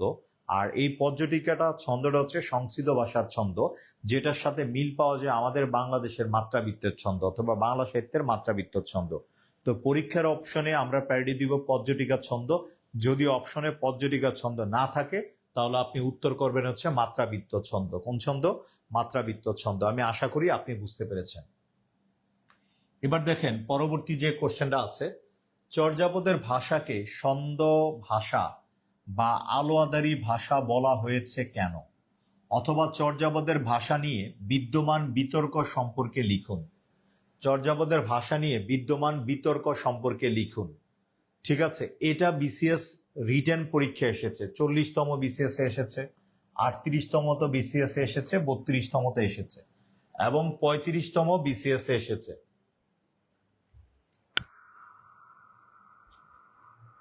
বোর্ডের জন্য ফোন দিছে বলে আগামীকাল পাঠান, আজকে ক্লাসে ব্যস্ত। আচ্ছা, চর্যাপদের ভাষাকে সান্ধ্য এবং আলোয়াদারি ভাষা বলেছেন। এটা হচ্ছে চর্যাপদের ভাষাকে আলোয়াদারি ভাষা বা সান্ধ্য ভাষা বলেছেন ডক্টর হরপ্রসাদ শাস্ত্রী নিজে। কারণ চর্যাপদটা তো অনেক আগে লেখা হয়েছিল, এটার ভাষাগুলা কিছুটা বোঝা যায়, কিছুটা বোঝা যায় না, অস্পষ্ট ভাষা। এই জন্য এটাকে হচ্ছে সান্ধ্য ভাষা বলেছেন। এটা সম্পর্কে বিস্তারিত হচ্ছে আমরা আলোচনা করব পরবর্তী কোনো এক ক্লাসে। তার মানে আজকের ক্লাসের মধ্যে আমি আপনাকে এতটুকু বুঝাইতে সক্ষম হয়েছি যে চাইলে একসাথে প্রিলি এবং রিটেন পড়া যায়। চর্যাপদের ভাষা নিয়ে বিদ্যমান অনেক বিতর্ক আছে। এই চর্যাপদের ভাষা যে এটাই তো নাকি? আচ্ছা, তো চর্যাপদের ভাষা যে এটা না, অন্য ভাষা নিয়ে বিদ্যমান বিতর্ক আছে। এটা নিয়ে ডক্টর সুনীতি কুমার প্রমাণ করেছেন চর্যাপদের ভাষা হচ্ছে বাংলা। এটা আমরা হচ্ছে আপনাদেরকে হচ্ছে সুন্দর আকারে আমরা হচ্ছে বা পিডিএফ আকারে আমরা হচ্ছে পরবর্তী ক্লাসে দিয়ে দিব, ঠিক আছে ইনশাল্লাহ। এরপরে দেখেন হচ্ছে চর্যাপদ সম্পর্কে বিভিন্ন ভাষার মতামত এই জায়গায় দেয়া আছে, চাইলে আপনি একটু দেখে নিতে পারেন। আলোয়াদারি ভাষা, বঙ্গ কামরূপী ভাষা। আচ্ছা, এবার যে স্লাইডটা আপনি দেখতে পাচ্ছেন, এই স্লাইডটার মধ্যে থেকে আমি আপনাকে চর্যাপদের এক কথায় হচ্ছে যা যা দরকার সবকিছু আমি আপনাকে দিয়ে দিয়েছি এই জায়গায়। দেখেন, চর্যাপদের কবিদের নামের শেষে একটা শব্দ যোগ করা হয়, পা। কি যোগ করা হয়? পা। আসলে বেসিক্যালি পা না, মূলত এই শব্দটার নাম ছিল পাদানাম। পাদানাম থেকে পা শব্দটা এসেছে। পাদানাম থেকে কি বলেন তো? পা শব্দটা এসেছে। যেমন আমি ক্লাস নেই, আমাকে সম্মান দিয়ে অনেকে হচ্ছে টিচার বলে বা স্যার বলে। নিয়ামুল স্যার, রায়হান স্যার, শ্যামল স্যার, রাতুল স্যার, তার হচ্ছে মাহি স্যার, বা হচ্ছে অনেক নামই আমরা বলতে পারি, ঠিক আছে, জাকির স্যার। তো সকল স্যারদের শেষে এরকম সম্মান দেওয়া হয়। চর্যাপদে যারা এরকম পদ রচনা করত তাদেরকে বলা হইতো পাদানাম। কি বলা হইতো? পাদানাম। এই পাদানাম শব্দটার সংক্ষিপ্ত সম্মানসূচক রূপই হচ্ছে পা। পা মানে হচ্ছে কবিদের নামের শেষে যুক্ত করা হইতো। পা মানে ঠ্যাং বুঝায় না। চর্যাপদের কয়েকজন কবি আছে। চর্যাপদের টোটাল কবি আছে 23 অথবা 24 জন। কয়জন বলতো? 23 অথবা 24 জন। চর্যাপদের কবি হচ্ছে 23 জন। এটা বলেছেন ডক্টর মোহাম্মদ শহীদুল্লাহ তার বুদ্ধিস্ট মাইস্টিক সংস গ্রন্থে বলেছেন 23 জন কবি রয়েছে। আর ডক্টর সুকুমার সেন তার বাংলা সাহিত্যের ইতিহাস গ্রন্থে বলেছেন 24 জন কবি। কয়জন কবি? 24 জন কবি। আমি বলছি শহীদুল্লাহর মতে 23 জন, বুদ্ধিস্ট মাইস্টিক সংস গ্রন্থে বলছে। এই বুদ্ধিস্ট মাইস্টিক সংস গ্রন্থটা বিসিএস পরীক্ষা অনেকবার এসেছে, অন্যান্য চাকরি পরীক্ষা এসেছে গ্রন্থের নামটা। আর সুকুমার সেনের গ্রন্থের নামটা হচ্ছে বাংলা সাহিত্যের ইতিহাসের প্রথম খণ্ডের মধ্যে উনি বলেছেন চর্যাপদের টোটাল কবি হচ্ছে কয়জন? 24 জন। 23-24 নিয়ে মারামারি করার দরকার নাই। যদি অপশনে দুইটাই থাকে ডেফিনেটলি আমরা 24 উত্তর করব। 24 না থাকলে আমরা কি উত্তর করব? 23। দুইটা থাকলে আমরা উত্তর দিব কি? 24। এই জায়গার ভিতরে চর্যাপদে মোট পদ আছে কয়টা? চর্যাপদে হচ্ছে মোট পদ হচ্ছে কয়টা বলেন তো? টোটাল আমরা জানি হচ্ছে চর্যাপদে মোট পদ হচ্ছে 50টা। আবার শহীদুল্লাহ বলতেছেন 50টা, আবার হচ্ছে সুকুমার সেন বলতেছেন 51টা। এই নিয়ে একটা বিতর্ক আছে। তো একই সেম কথা। এর মধ্যে আবিষ্কৃত পদ হচ্ছে 46.5টা এবং অনাবিষ্কৃত পদ হচ্ছে 3.5টা। কয়টা বলেন তো? 3.5টা। এটা নিয়ে আমি হচ্ছে বিস্তারিত আলোচনা করব, ঠিক আছে? আচ্ছা, এই জায়গায় যাওয়ার আগে আমি আপনাদের একটা কথা বলবো। এই জায়গা থেকে কতগুলো প্রশ্ন যে আসছে হিসাব নাই। একটু দেখেন, কান্নপা। কান্নপায়ের রচিত পদ হচ্ছে কয়টা? 13টা। কান্নপা, তার পদ পাওয়া গেছে কয়টা? 12টা। কান্নপায়ের পদ পাওয়া গেছে কয়টা বলেন তো? 12টা। কান্নপায়ের পদ পাওয়া গেছে কয়টা? 12টা। কান্নপায়ের টোটাল পদ রচনা করছে কয়টা? 13টা। তার পদ পাওয়া গেছে কয়টা? 12টা। তাহলে পাওয়া যায় নাই কয়টা পদ? একটা পদ। কয়টা পদ? একটা পদ। কোন পদটা পাওয়া যায় নাই? কোন পদটা পাওয়া যায় না? 24 নং পদটা পাওয়া যায় না। তাহলে হচ্ছে কত নং পদটা পাওয়া যায় না? বেসিক্যালি 24 নং পদটা পাওয়া যায় না। প্রায় সময় পরীক্ষায় প্রশ্ন আসে যে চর্যাপদের সর্বাধিক পদের রচয়িতাকে? কান্নপা। তার অনেকগুলা নাম আছে। তিনি বর্ণে ব্রাহ্মণ, পণ্ডিত, ভিক্ষু নামে খ্যাত। কে বলেন তো? হচ্ছে চর্যাপদ বা যেটা বললাম যে হচ্ছে এটা, ঠিক আছে, চর্যাপদ। এরপরে দেখেন হচ্ছে দ্বিতীয় যে কবিটা আছে তার নাম হচ্ছে ভুসুক পা। তার রচিত পদ হচ্ছে কয়টা? 8টা। পাওয়া গেছে কয়টা? 7.5টি। পাওয়া গেছে কয়টি? 7.5টি। কয়টি বলেন তো? 7.5টি। সরি, তার প্রাপ্ত পদ কয়টা? প্রাপ্ত পদ হচ্ছে 7.5টি। পাওয়া যায় নাই কয়টা বলেন তো? অর্ধেকটা। যে অর্ধেকটা পাওয়া যায় এটা হচ্ছে কত নং পদের অর্ধেক? 23 নং পদের অর্ধেক। কত নং পদের অর্ধেক? 23 নং পদের অর্ধেক। এখন হচ্ছে তিনি হচ্ছে চর্যাপদের দ্বিতীয় সর্বাধিক পদের রচয়িতা এবং তিনি নিজেকে বাঙালি বলে দাবি করেন। কি বলে দাবি করেন? বাঙালি বলে দাবি করেন। আচ্ছা, এই জায়গার মধ্যে আরেকটা ভুসুপ্পা, এই নাম নিয়ে একটা কথা আছে। ভুসুপ্পা, এই ভূ মানে হচ্ছে ভুক্তি। ভূ মানে কি? ভুক্তি। একটু খেয়াল করেন, ভুক্তি মানে যে হচ্ছে ভোজন করে বা যে শুধু খায়। আর সু মানে কি বলেন তো? সুপ্তি। সুপ্তি মানে কি করে? যে শুয়ে থাকে। যে কি করে? শুয়ে থাকে। এবার হচ্ছে কু মানে কি বলেন তো? কুটিরে। কু মানে কি বলেন তো? কুটিরে। কুটিরে মানে কি? ভোলে। তার মানে হচ্ছে একটা কথা খেয়াল করেন, বুসুকোপা এটা কিন্তু তার প্রকৃত নাম না। তার প্রকৃত নাম হচ্ছে শান্তিদেব। তার প্রকৃত নাম কি বলেন তো? শান্তিদেব। কি দেব বলেন তো? শান্তিদেব। তার সাথে যারা সমসাময়িক কবি ছিলেন তারা এই শান্তিদেবকে ব্যঙ্গ করে কি বলে ডাকতেন? বুসুকোপা। বুসুকোপা মানে হচ্ছে ভূ মানে ভুক্তি, ভুক্তি মানে কি? যে ভোজন করত, মানে হচ্ছে খাইতো। সুপ্তি মানে কি? শুয়ে থাকতো। কোথায় শুয়ে থাকতো? মানে হচ্ছে সুপ্তি মানে শুয়ে থাকতো। কু মানে কি বলেন তো? কুটিরে। যে খাইতো, ঘুমাইতো আর শুয়ে থাকতো তাকে কি বলা হইতো? বুসুকোপা। আসলে তিনি হচ্ছে খাইতো, ঘুমাইতো, শুয়ে থাকতো কোথায়? কুটিরে বা গুহায়। এই কুটিরে বা গুহায় থেকে থেকে উনি হচ্ছে তার হচ্ছে ধর্ম চর্চা করছেন, সাহিত্য রচনা করতেন। তো তিনি হচ্ছে নিজেকে বাঙালি বলে দাবি করেন। তিনি নিজেকে কি বলে দাবি করেন? বাঙালি বলে দাবি করেন। তার মানে হচ্ছে ওই সময় বাঙালি ছিল হচ্ছে নিচু তলার মানুষ। তখন হচ্ছে কেউ নিজেকে বাঙালি বলে দাবি করতো না। তখনও উনি কি করতেন? নিজেকে বাঙালি বলে দাবি করতেন। যেমন দেখেন, আজি ভুসুক বাঙালি ভুইলি নিয় ঘরণী চণ্ডালে লেলি, তার একটা উক্তি আছে। সরহপা, ইনি হচ্ছে চর্যাপদের তৃতীয় সর্বোচ্চ পদকর্তা। তার পদ হচ্ছে কয়টা? 4টা। কয়টা বলেন তো? তার পদ হচ্ছে বেসিক্যালি সরহপায়ের কয়টা? 4টা। কয়টা বলেন তো? 4টা। এবং তার প্রাপ্ত পদও কয়টা? 4টা। তার প্রাপ্ত পদও কয়টা বলেন তো? 4টা। তার মানে তার অপ্রাপ্ত বলে কিছু নাই। এরপর দেখেন হচ্ছে কুকুরিপা, তার পদ হচ্ছে কয়টা? 3টা। কয়টা বলেন তো? 3টা। পদ পাওয়া গেছে কয়টা? 2টা। কোন পদটা পাওয়া যায় নাই? তার 48 নং পদটা পাওয়া যায় না। যেই পদটা পাওয়া যায় নাই একটা পদ, এই পদটা কত নাম্বার পদ? 48 নাম্বার পদ। কত নাম্বার পদ? 48 নাম্বার পদটা তার পাওয়া যায় নাই। কত নাম্বার পদটা পাওয়া যায় না? 48 নাম্বার পদটা পাওয়া যায় নাই। এবার দেখেন, কুকুরি পায়ের একটা বিখ্যাত উক্তি আছে যেটা উনি মেয়েদেরকে বলেছেন। দেখেন একটু খেয়াল করেন, আমি কিন্তু লিখতেছি না, লাইনটা কিন্তু হচ্ছে কুকুরি পায়ের। দিবসই বহুরি, খেয়াল করেন, দিবসই বহুরি, দিবসই বহুরি, কারোই ডরে ভাও, কারোই ডরে ভাও, কারোই ডরে, কারোই ডরে ভাও, রাতি ভইলে কামরু যাও।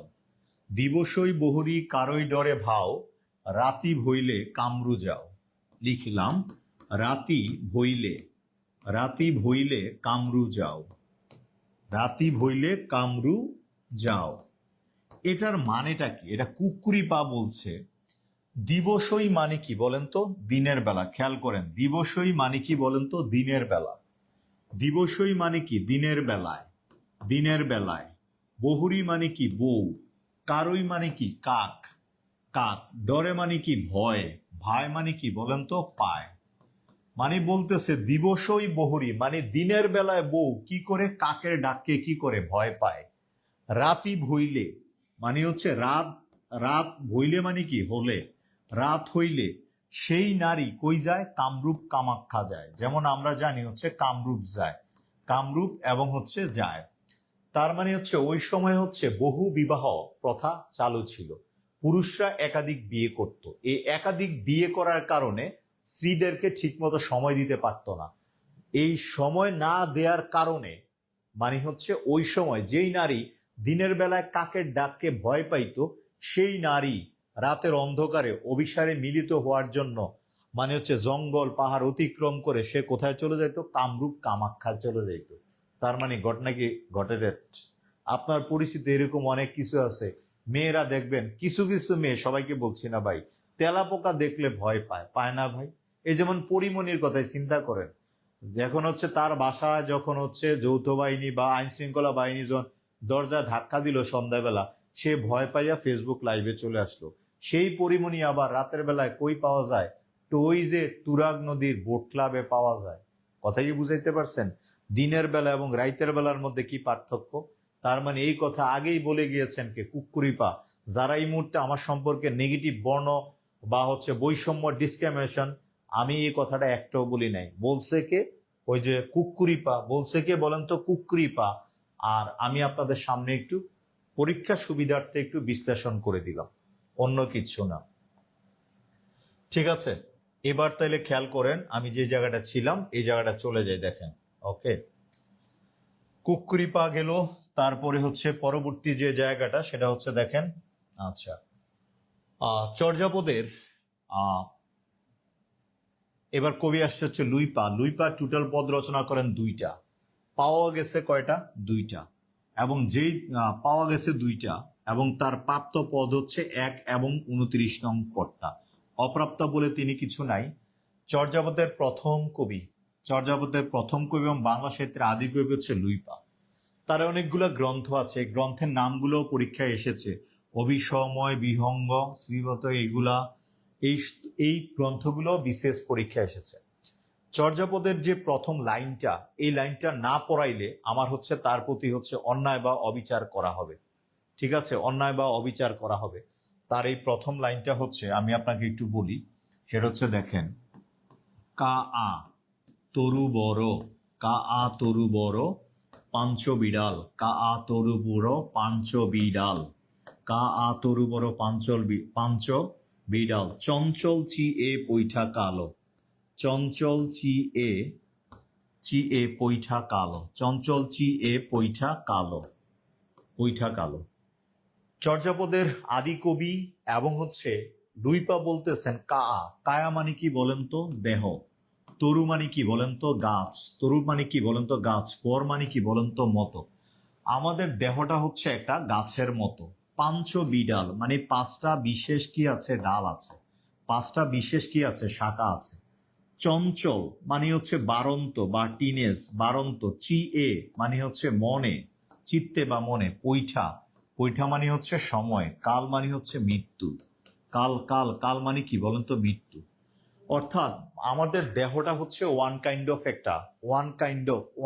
অফ একটা কার মতো বলতো? গাছের মতো। কার মতো বলেন তো? গাছের মতো। কার মতো? গাছের মতো। এর 5টা বিশেষ কি আছে? ডাল আছে। এর 5টা বিশেষ কি আছে? ডাল আছে। অর্থাৎ যে কোনো সময় মানুষের মৃত্যু হতে পারে। অর্থাৎ হচ্ছে যে কোনো সময় মানুষের বাড়ন্ত বয়সে অর্থাৎ টিনেজ বয়সে যে কারো মৃত্যু হতে পারে। বিষয়টা আপনি হচ্ছে বিষয়টা বুঝতে পেরেছেন। তার মানে হচ্ছে আমার এবং আপনার অনেক বন্ধু বান্ধব এই পৃথিবীতে আসছে, মরে গেছে, মানে যে কোনো বয়সে মৃত্যু হতে পারে। এটাই হচ্ছে কবি বলেছেন। এবার দেখেন যেটা বলতেছিলাম সেটা হচ্ছে একটু দেখেন, সবরপা লুইপা। সবরপা বাংলা সাহিত্যের সকলের মতে চর্যাপদের আদি কবি হচ্ছে কে বলেন তো? লুইপা। এবং হচ্ছে অনলি শহীদুল্লাহর মতে চর্যাপদের আদি কবি হচ্ছে কে বলেন তো? শহীদুল্লাহর মতে চর্যাপদের আদি কবিকে সবরপা। তো পরীক্ষা আসলে আমরা উত্তর করব চর্যাপদের আদি কবিকে লুইপা। শহীদুল্লাহর এটা বলার পিছনে কারণ ছিল, এই সবরপায়ের ছাত্র ছিলেন হচ্ছে লুইপা। ছাত্র ছিলেন কে বলেন তো?